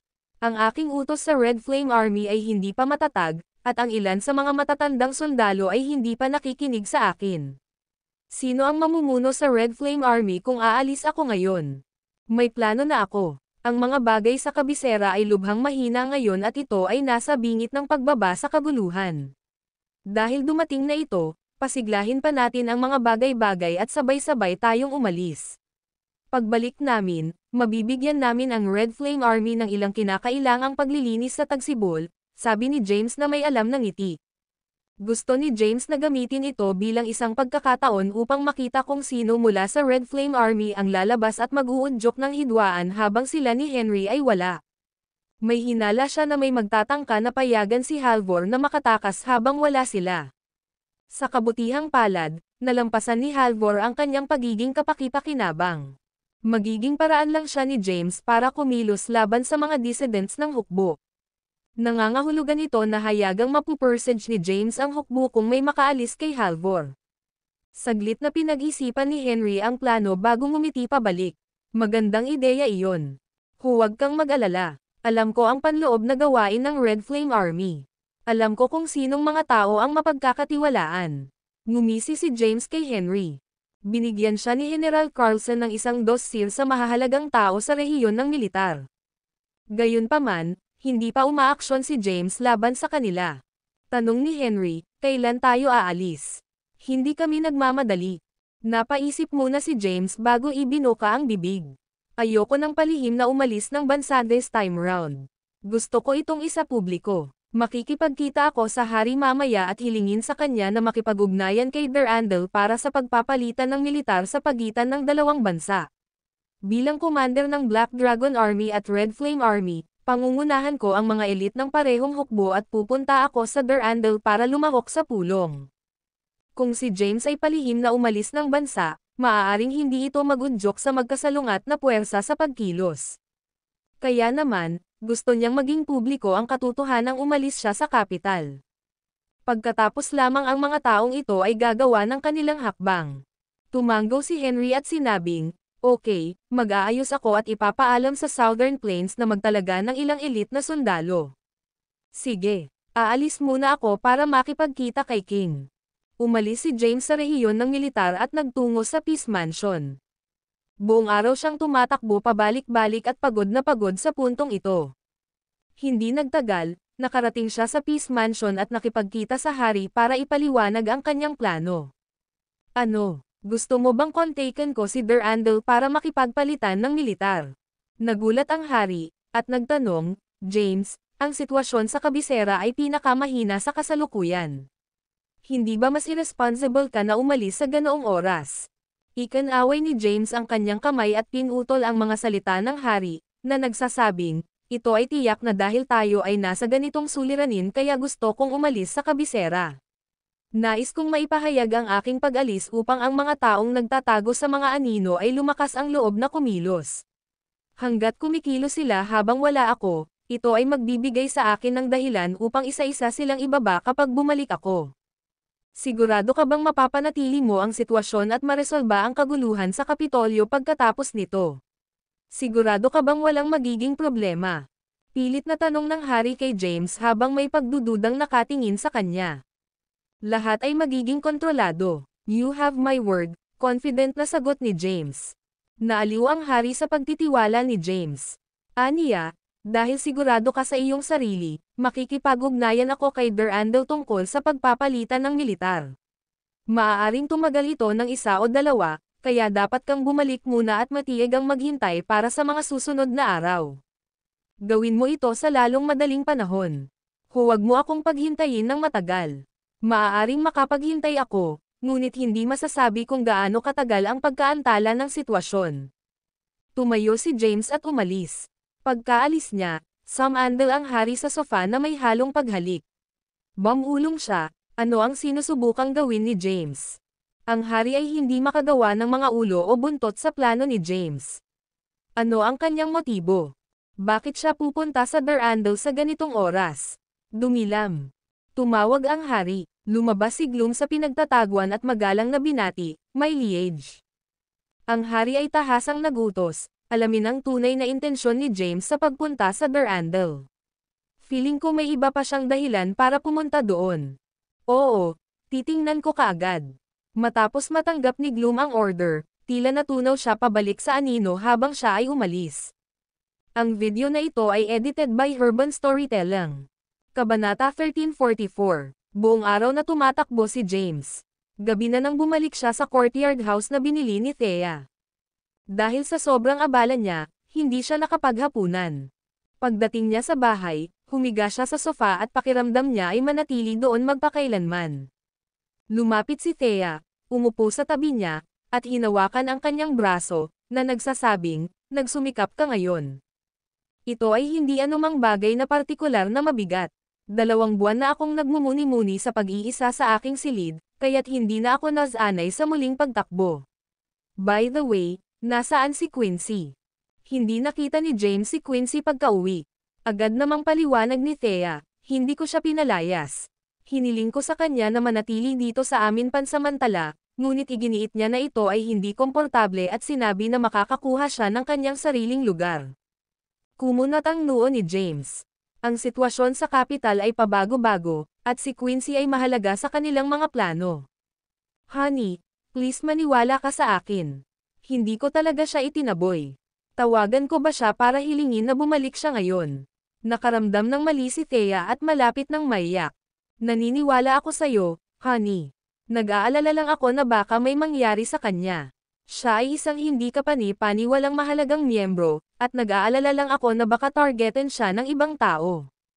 Sabi ni Thea. Sabi ni Quincy, maghahanap daw siya ng angkop na bahay. Kung hindi, pupunta siya sa kanyang guro, sa lugar ni Callan, dahil maaari niyang hilingin sa kanya na turuan siya pagkatapos bumalik mula sa trabaho. Medyo napawi ang takot ni James matapos marinig ito. Nga pala, kamusta ang lakas mo, Thea? Mabilis na iniba niya ang usapan, tumingin siya kay Thea. Pagkabalik, binanggit ni Thea na sinusubukang pinuhin ang kapangyarihan ng dugo ng Spirit Turtle sa kanyang katawan. Ang kanyang lakas ay bumuti, ngunit si James ay hindi sigurado sa kasalukuyang estado ng kanyang kapangyarihan.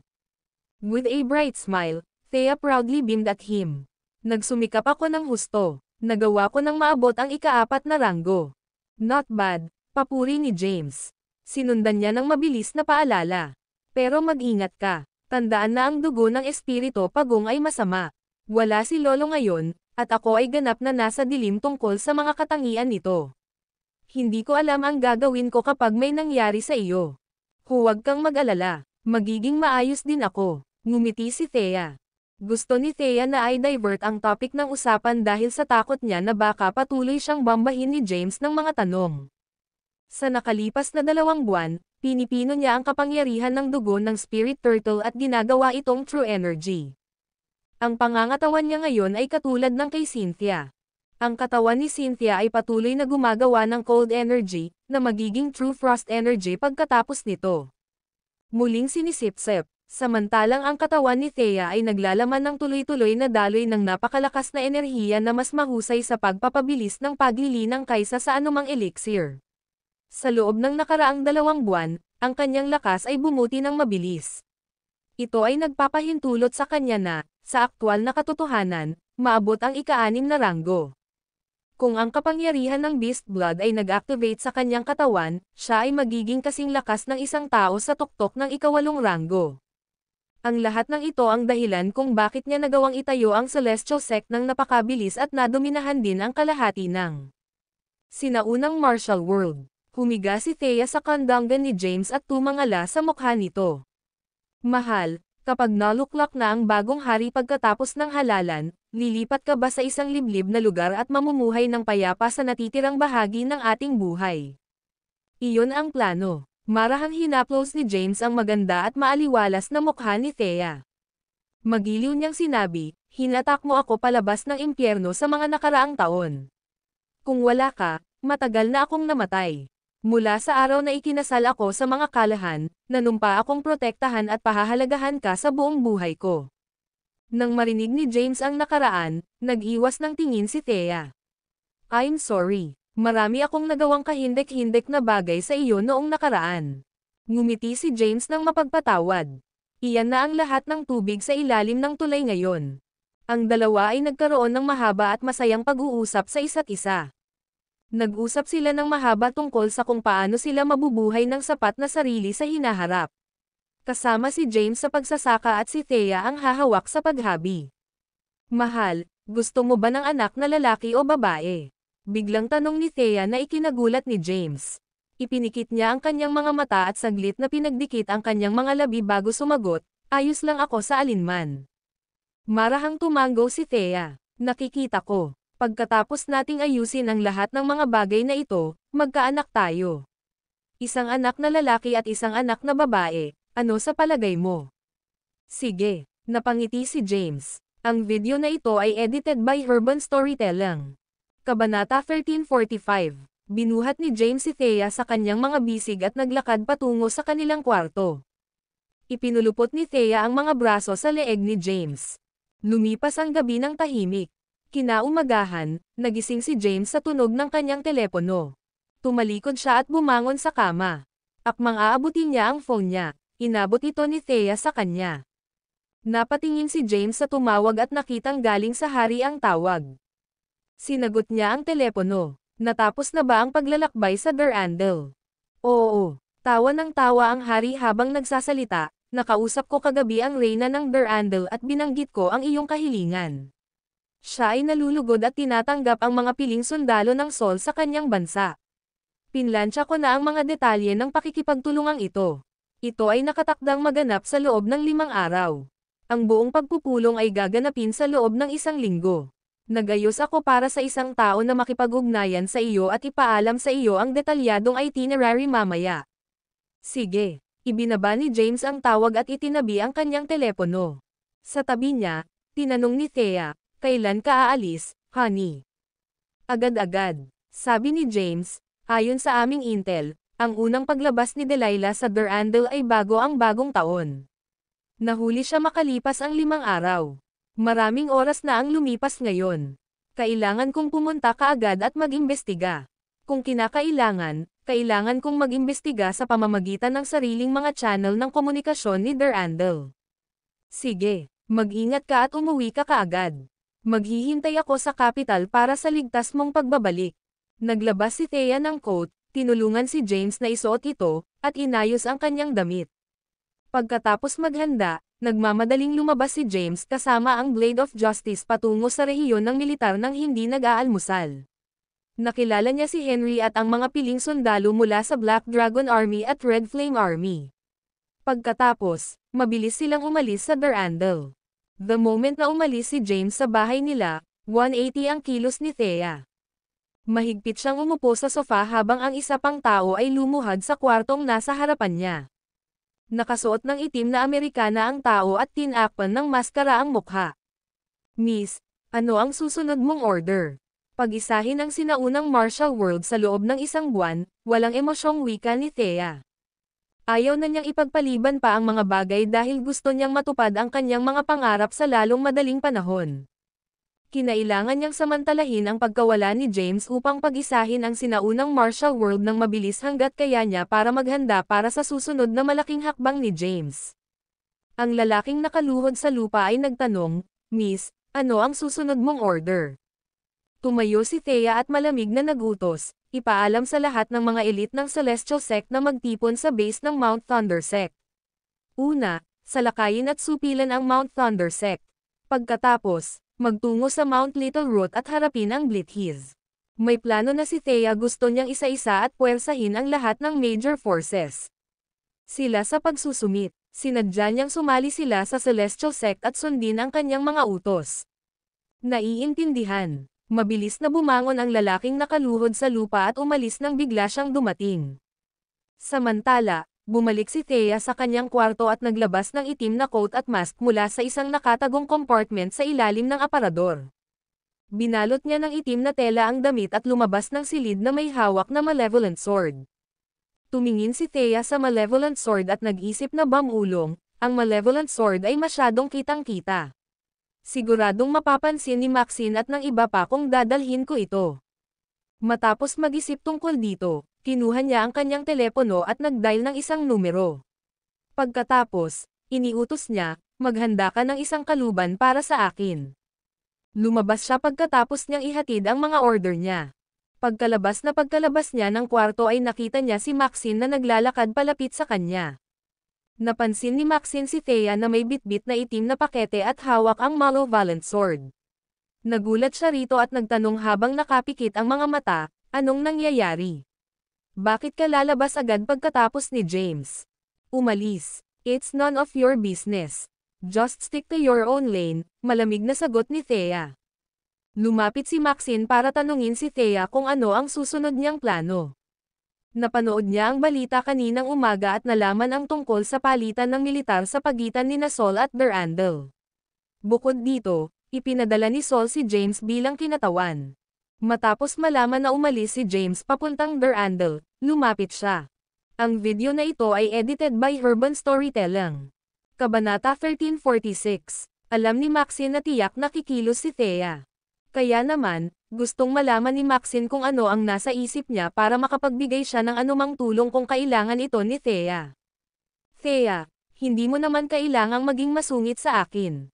Nandito lang ako para tingnan kung may paraan pa ba ako para matulungan ka, sabi ni Maxine. Sa presensya ni James, pinakitunguhan siya ni Thea ng may kagandahang loob at kabutihang loob. Gayunpaman, kapag sila ay nag-iisa, Thea ay matinik at cagey kay Maxine. Parang may malalim siyang hinanakit sa kanya. Tumingin si Thea kay Maxine at sinabing, mag-uusap tayo sa loob. Tumalikod na siya at bumalik sa loob ng kwarto. Sinundan siya ni Maxine. Sa loob ng silid, tinanong ni Maxine, dala mo ang malevolent sword, kaya sa palagay ko ay lubos mong pinaplano ang paglalakbay. Anong balak mong gawin? Sumagot si Thea sa isang prangka na paraan, ang sinaunang martial world ay magulo. Napakagatlabi na si James na hindi niya kayang nguyain. Hindi niya kayang gumugol ng oras sa mga hindi kinakailangang distractions. Sa makatuwid, plano kong tulungan siyang ayusin ang sinaunang martial world at paikop sila sa Celestial Sect, balak ko. Pumunta sa Mount Thunder Sect at pilitin silang sumuko sa akin. Nalaglag ang panga ni Maxine nang marinig ang casual na pagsasalita ni Thea tungkol sa kanyang mga plano. May balak ka bang makipagpatayan?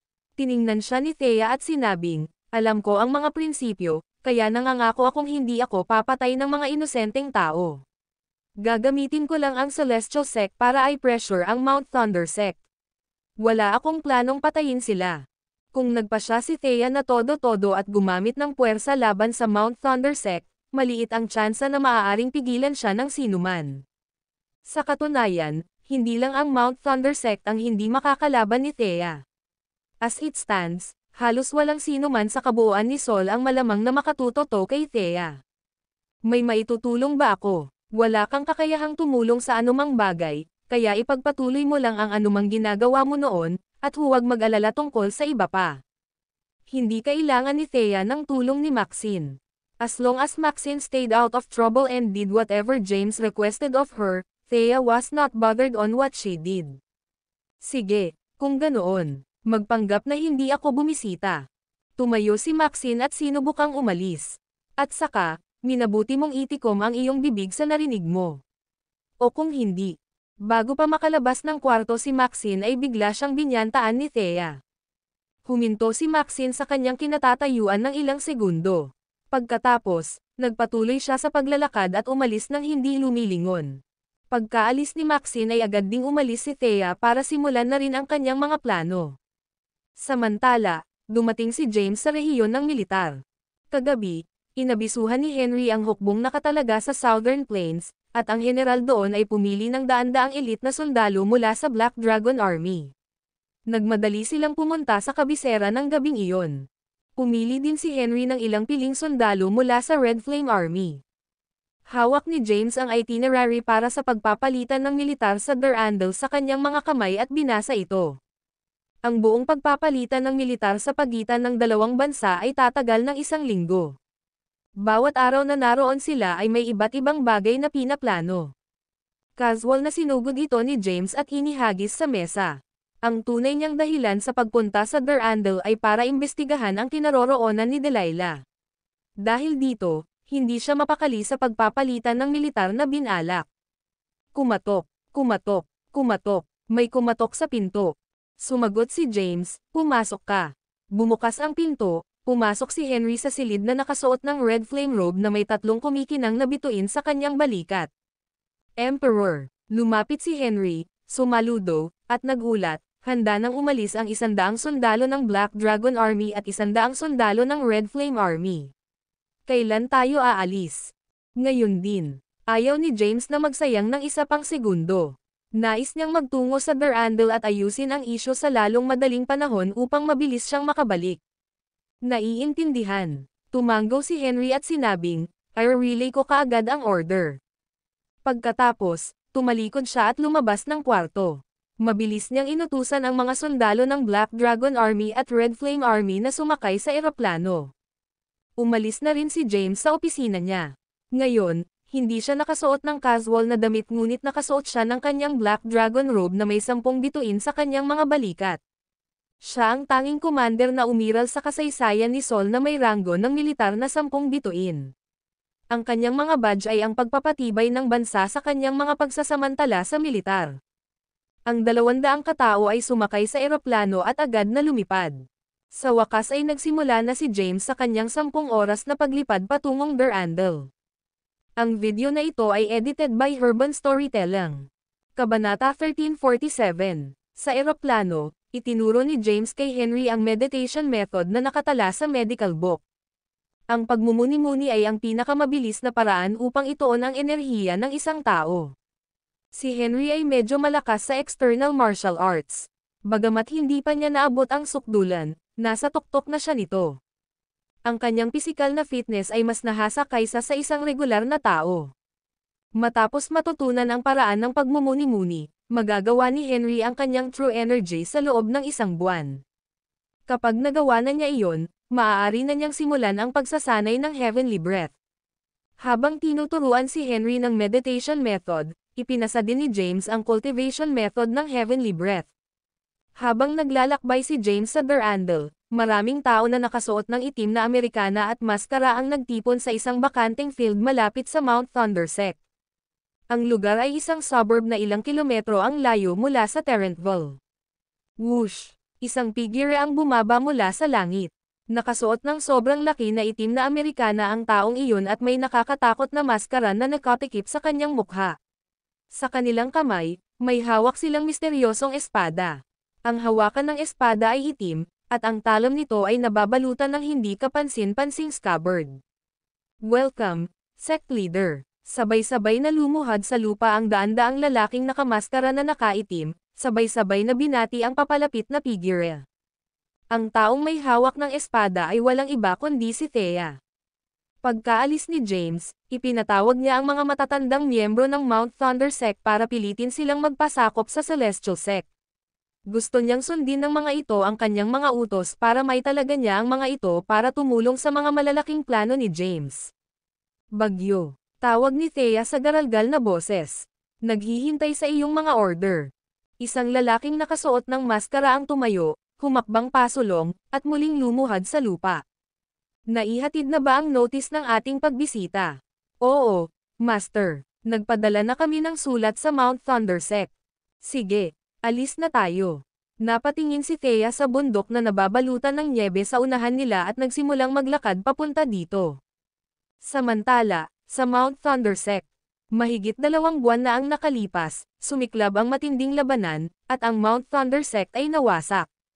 Pagkatapos ng 2 buwan ng muling pagtatayo, ang mga gusali ng Mount Thundersect ay dahan-daang naibalik. Ang taliban ng Mount Thundersect ay nagtipon sa pangunahing bulwagan. Hinawakan ni Jackson ang visitation letter na ipinadala sa kanila at paulit-ulit na tiningnan ito. Mr. Cabral, Celestial Sect ay nagdulot ng maraming kaguluhan sa sinaunang martial world nitong huli. Hindi ko akalain na banibisita nila tayo ng may kapayapaan sa kanilang isipan. Ang bisita natin sa pagkakataong ito ay wala dito na may mabuting hangarin. Ang ilang matatanda ay tumayo sa ibaba ng mas mataas na plataporma sa pangunahing bulwagan at sinabi ang kanilang mga alalahanin. Seryoso rin ang mukha ni Jackson. Bilang pinuno ng Mount Thunder Sect, at ang nangungunang sekta ng sinaunang martial world sa Sol, nalaman niya ang tungkol sa nabuong Celestial Sect pati na rin ang serye ng mga aksyon na kanilang ginawa. Tatay, isang babaeng nasa 20s ang tawag. Nakasuot siya ng pulang baluti at may espadang nakasabit sa kanyang balakang. Tay, narinig ko na ang Celestial Sect ay nag-recruit ng hindi mabilang na mga sekta at pamilya sa nakalipas na buwan.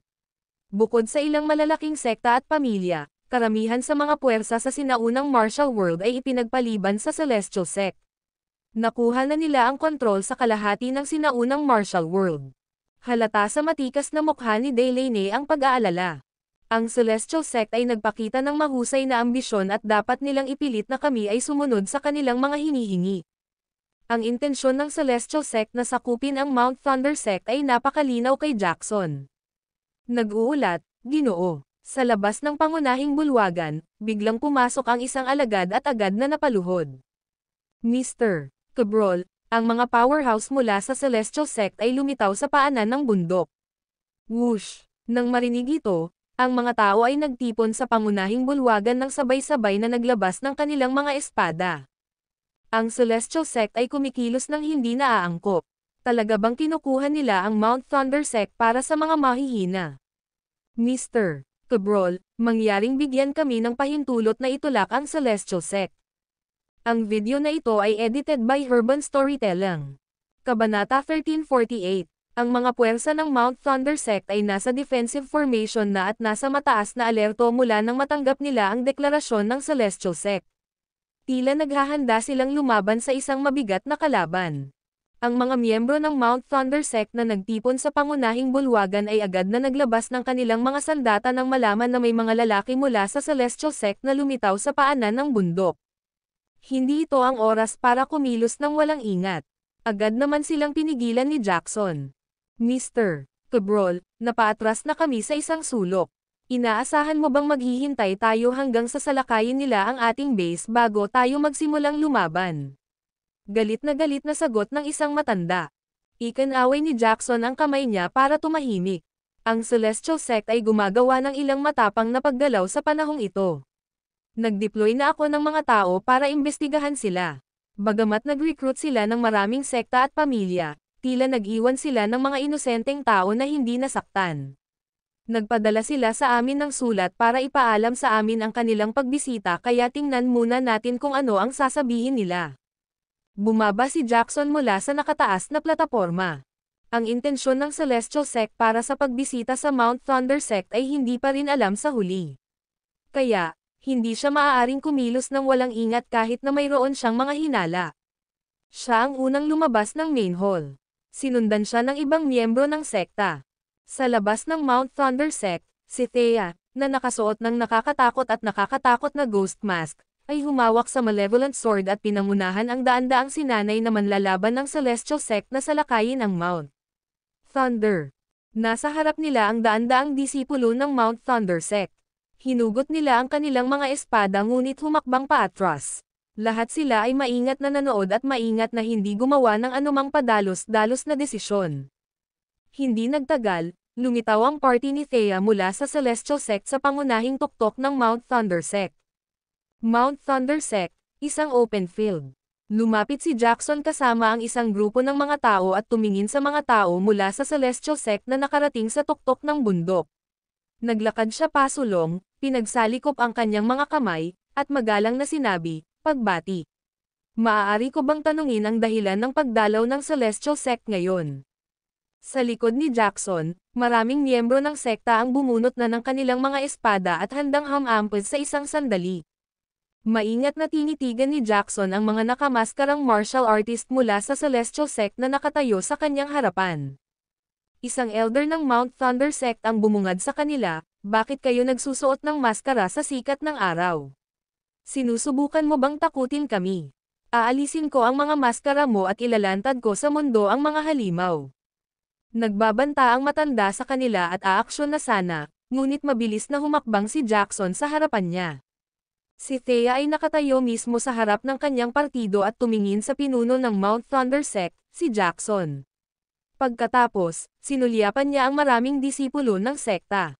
Pinagmasdan din ni Jackson si Thea na nakatayo sa harapan niya. Maraming tsismis tungkol sa pinuno ng Celestial Sect ang kumalat noong huli. Ang pinuno ay usap-usapan na walang kapantay sa espada at sinasabing isa sa pinakamagaling sa buong mundo. Tila, walang nakapagtanggol sa kanyang mga pag-atake. Ikaw ba ang pinuno ng Celestial Sect? Ye, sagot ni Thea na medyo husky ang boses. Nakilala niya si Jackson noon at kung nagsalita siya sa kanyang regular na boses, madali niyang malalaman ang kanyang pagkakakilanlan. Ayaw ni Thea na ilantad ang sarili sa iba. Ano ang nagdadala sa pinuno ng Celestial Sect hanggang ngayon dito? Tanong ni Jackson, sinusubukang panatilihing neutral ang sitwasyon hanggat maaari. Sinabi ni Thea, gusto kong pag-usapan ang isang mahalagang bagay sa iyo. Ano iyon? Pray tell. Cool na sagot ni Jackson. Napatay ang Spirit Turtle sa Mount Thunder Conference at hindi lihim na maraming martial artist ang nakakuha ng core ng Spirit Turtle. Ang mismong bagay na ito ay maaaring mapabuti ang lakas at base ng paglilinang ng isang tao. Sa kabaligtaran, nagagawa rin itong pukawin ang pagnanais ng isang tao. Kung may lalabas na tulad nito, posibleng magulo si Sol. Ang Celestial Sect ay itinatag upang pag-isahin ang sinaunang martial world sa ilalim ng iisang layunin upang sabay nating harapin ang paparating na sakuna. Kalokohan iyon. Malamig na sagot ng isang martial artist mula sa Mount Thunder Sect, sinusubukan mong gumawa ng excuse para itago ang iyong mga ambisyon. Bakit mo tinatago ang mukha mo kung ginagawa mo ito para sa kapakanan ng martial world ni Sol? Bakit hindi mo tanggalin ang iyong mga maskara, at maaari nating pag-usapan ang bagay na ito nang magkasama sa loob ng ating pangunahing bulwagan? Tama siya. Ang Mount Thunder Sect ay hindi yuyuko sa iba. Lalabanan natin ang mga baluktot na paraan ng kaawa-awang Celestial Sect. Kaagad, isang 5th Run Elder ang bumunot ng kanyang espada at itinutok ito sa party ni Thea. Gusto kong makita kung ang pinuno ng Celestial Sect ay kasing lakas ng mga sabi-sabi. Huwag, sigaw ni Jackson, pero huli na. Kinasuhan na ng matanda si Thea. Ang mahabang espada sa kanyang kamay ay nagbuga ng nakakatakot na enerhiya. Pinutol niya ang kanyang mahabang espada at isang hindi nakikitang puwersa ang dumaan. Bahagyang itinaas ni Thea ang kanyang kamay at hinarang ang pag-atake gamit ang hindi nakatabing malevolent sword. Kumalabog. Ang video na ito ay edited by Urban Storytelling. Kabanata 1349. Isang matalim na tunog ang umalangaw-ngaw habang ang espada ng Elder ay bumangga sa malevolent sword. Ang Elder, isang 5th rank Grandmaster, ay nakaramdam ng isang nakakatakot na puwersa na dumampi sa kanya sa sandaling magbanggaan ang kanilang mga espada. Kaagad pagkatapos, ang kanyang katawan ay tumilapon sa pamamagitan ng pagkabigla at siya ay nahulog sa lupa, dumura ng isang bibig ng dugo. Nagmamadaling lumapit ang ilang alagad upang tulungan siyang makatayo. Tiningnan ni Jackson ang mga pangyayari nang nakakunot ang mga kilay at ang kanyang mga labi ay humigpit sa isang manipis na linya. Ang lakas ng pinuno ng Celestial Sect ay lumampas sa kanyang inaasahan. Ginagawa mo ba talaga ito para sa kapakinabangan ng martial world ni Sol? Nagdududang tumingin si Jackson kay Thea, na nakamaskara.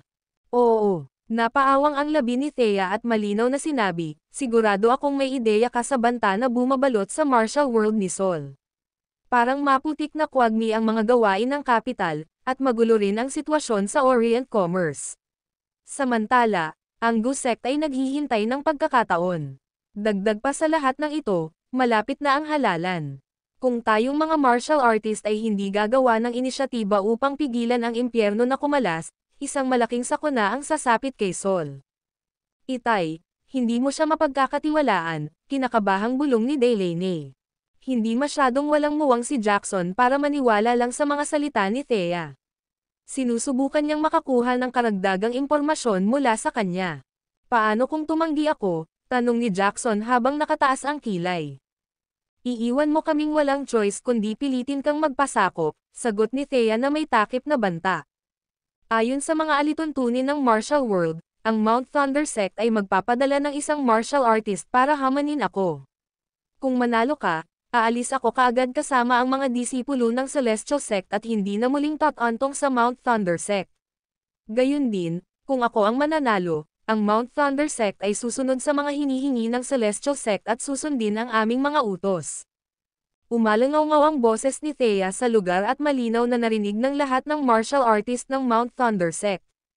Narinig ko na ang signature martial skill ng Mount Thunder Sect, Ice Sword Art, ay dapat na walang kapantay. Ngayon, gusto kong maranasan ito para sa aking sarili. Sige na, hahayaan kitang gumawa ng first move. Itinutok ni Thea ang malevolent sword sa kanila. Umuwi ka. Dahan-daang itinaas ni Jackson ang kanyang kamay. Ang mga matatanda at mga disipulo ng Mount Thunder Sect ay umatras pa sa likod ng kanilang pinuno.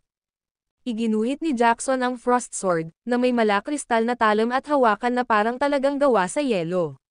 Dahan-dahan niyang itinaas ang kanyang kamay at itinutok ang kanyang espada sa kanyang kalaban. Biglang nagsimulang magsama-sama ang ambon sa paligid ng espada. Siya ang pinuno ng Mount Thunder Sect at wala pang 50 taong gulang. Ang kanyang cultivation rank ay masyadong mataas o masyadong mababa. Noong nakalaban niya si James bago ang bagong taon, ang kanyang cultivation base ay nasa tuktok ng ika-6 na ranggo, at isang hakbang na lang ang kanyang kulang sa pagpasok sa ika-7 ranggo.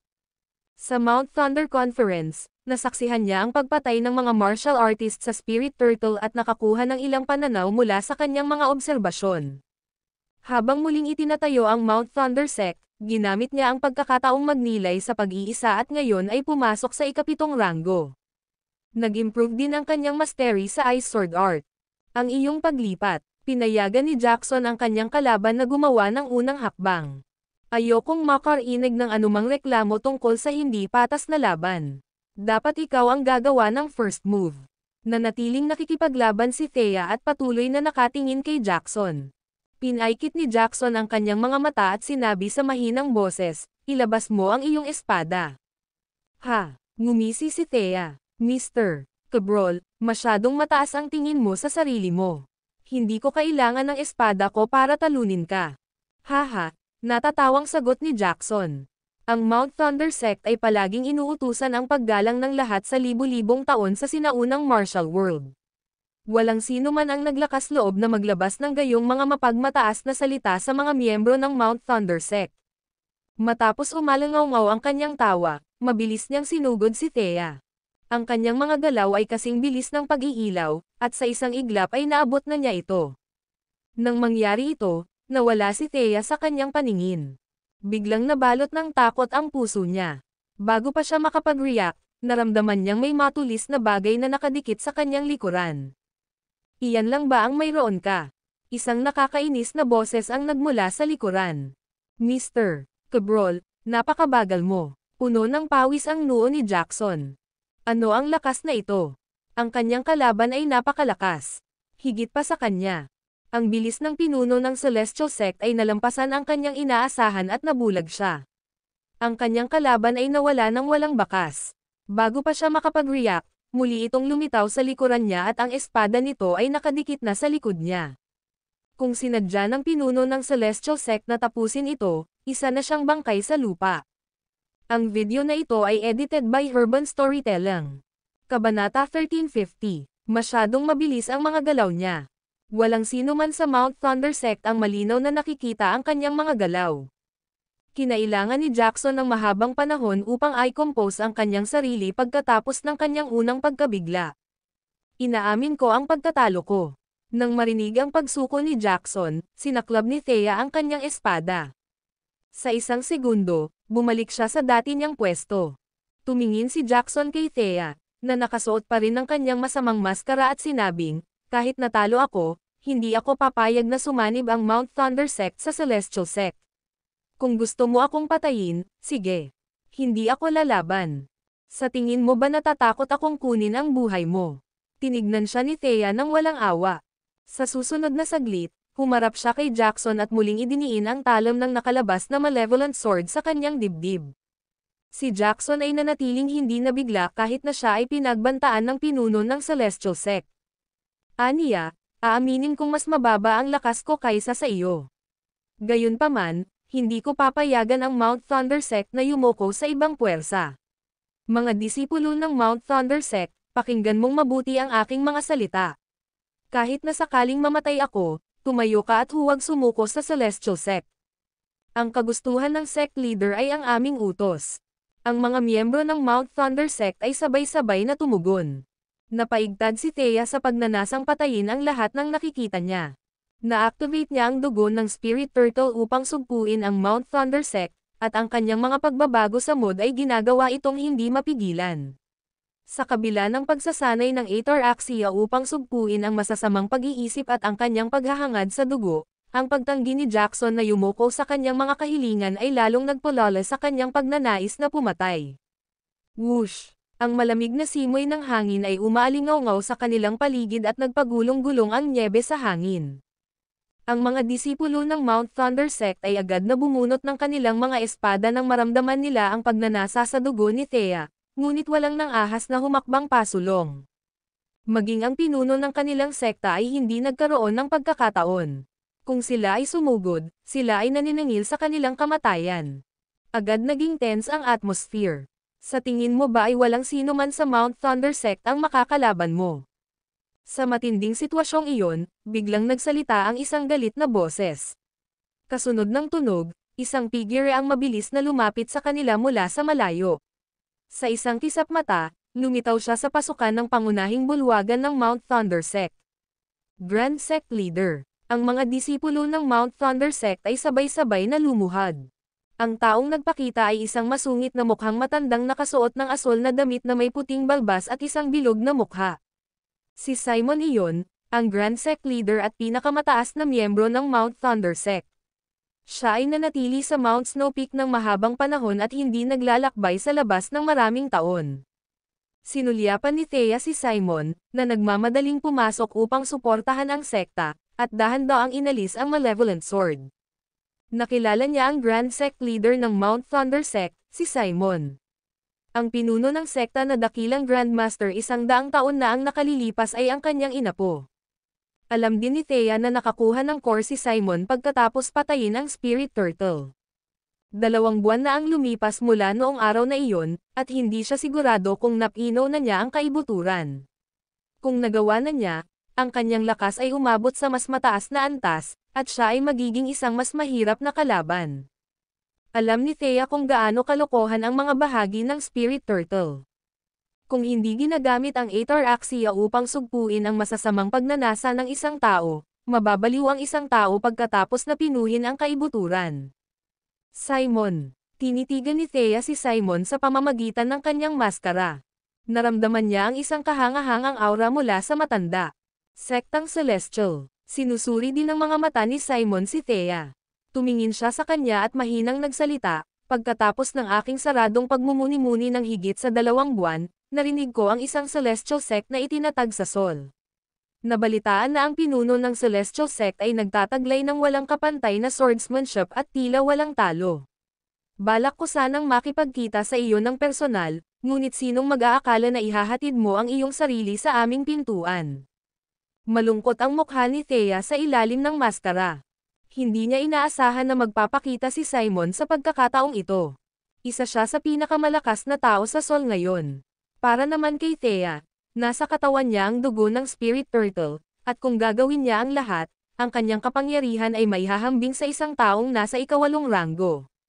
Gamit ang Demonic Sword Art sa kanyang arsenal, nagkaroon siya ng kumpiyansa na lumaban sa isang powerhouse na nasa tuktok ng ika-8 ranggo. Gayunpaman, nakakuha si Simon ng isang core at dapat na pinino ito sa ngayon. Ibig sabihin ay tumaas ang kanyang lakas mula noon. Gayunpaman, ang mga bagay ay dumating na sa ito, at kailangan niyang harapin ito. Itinutok niya ang kanyang mahabang espada kay Simon at hinamon siya. Nasa oras ka lang. Sige at gawin mo ang iyong hakbang.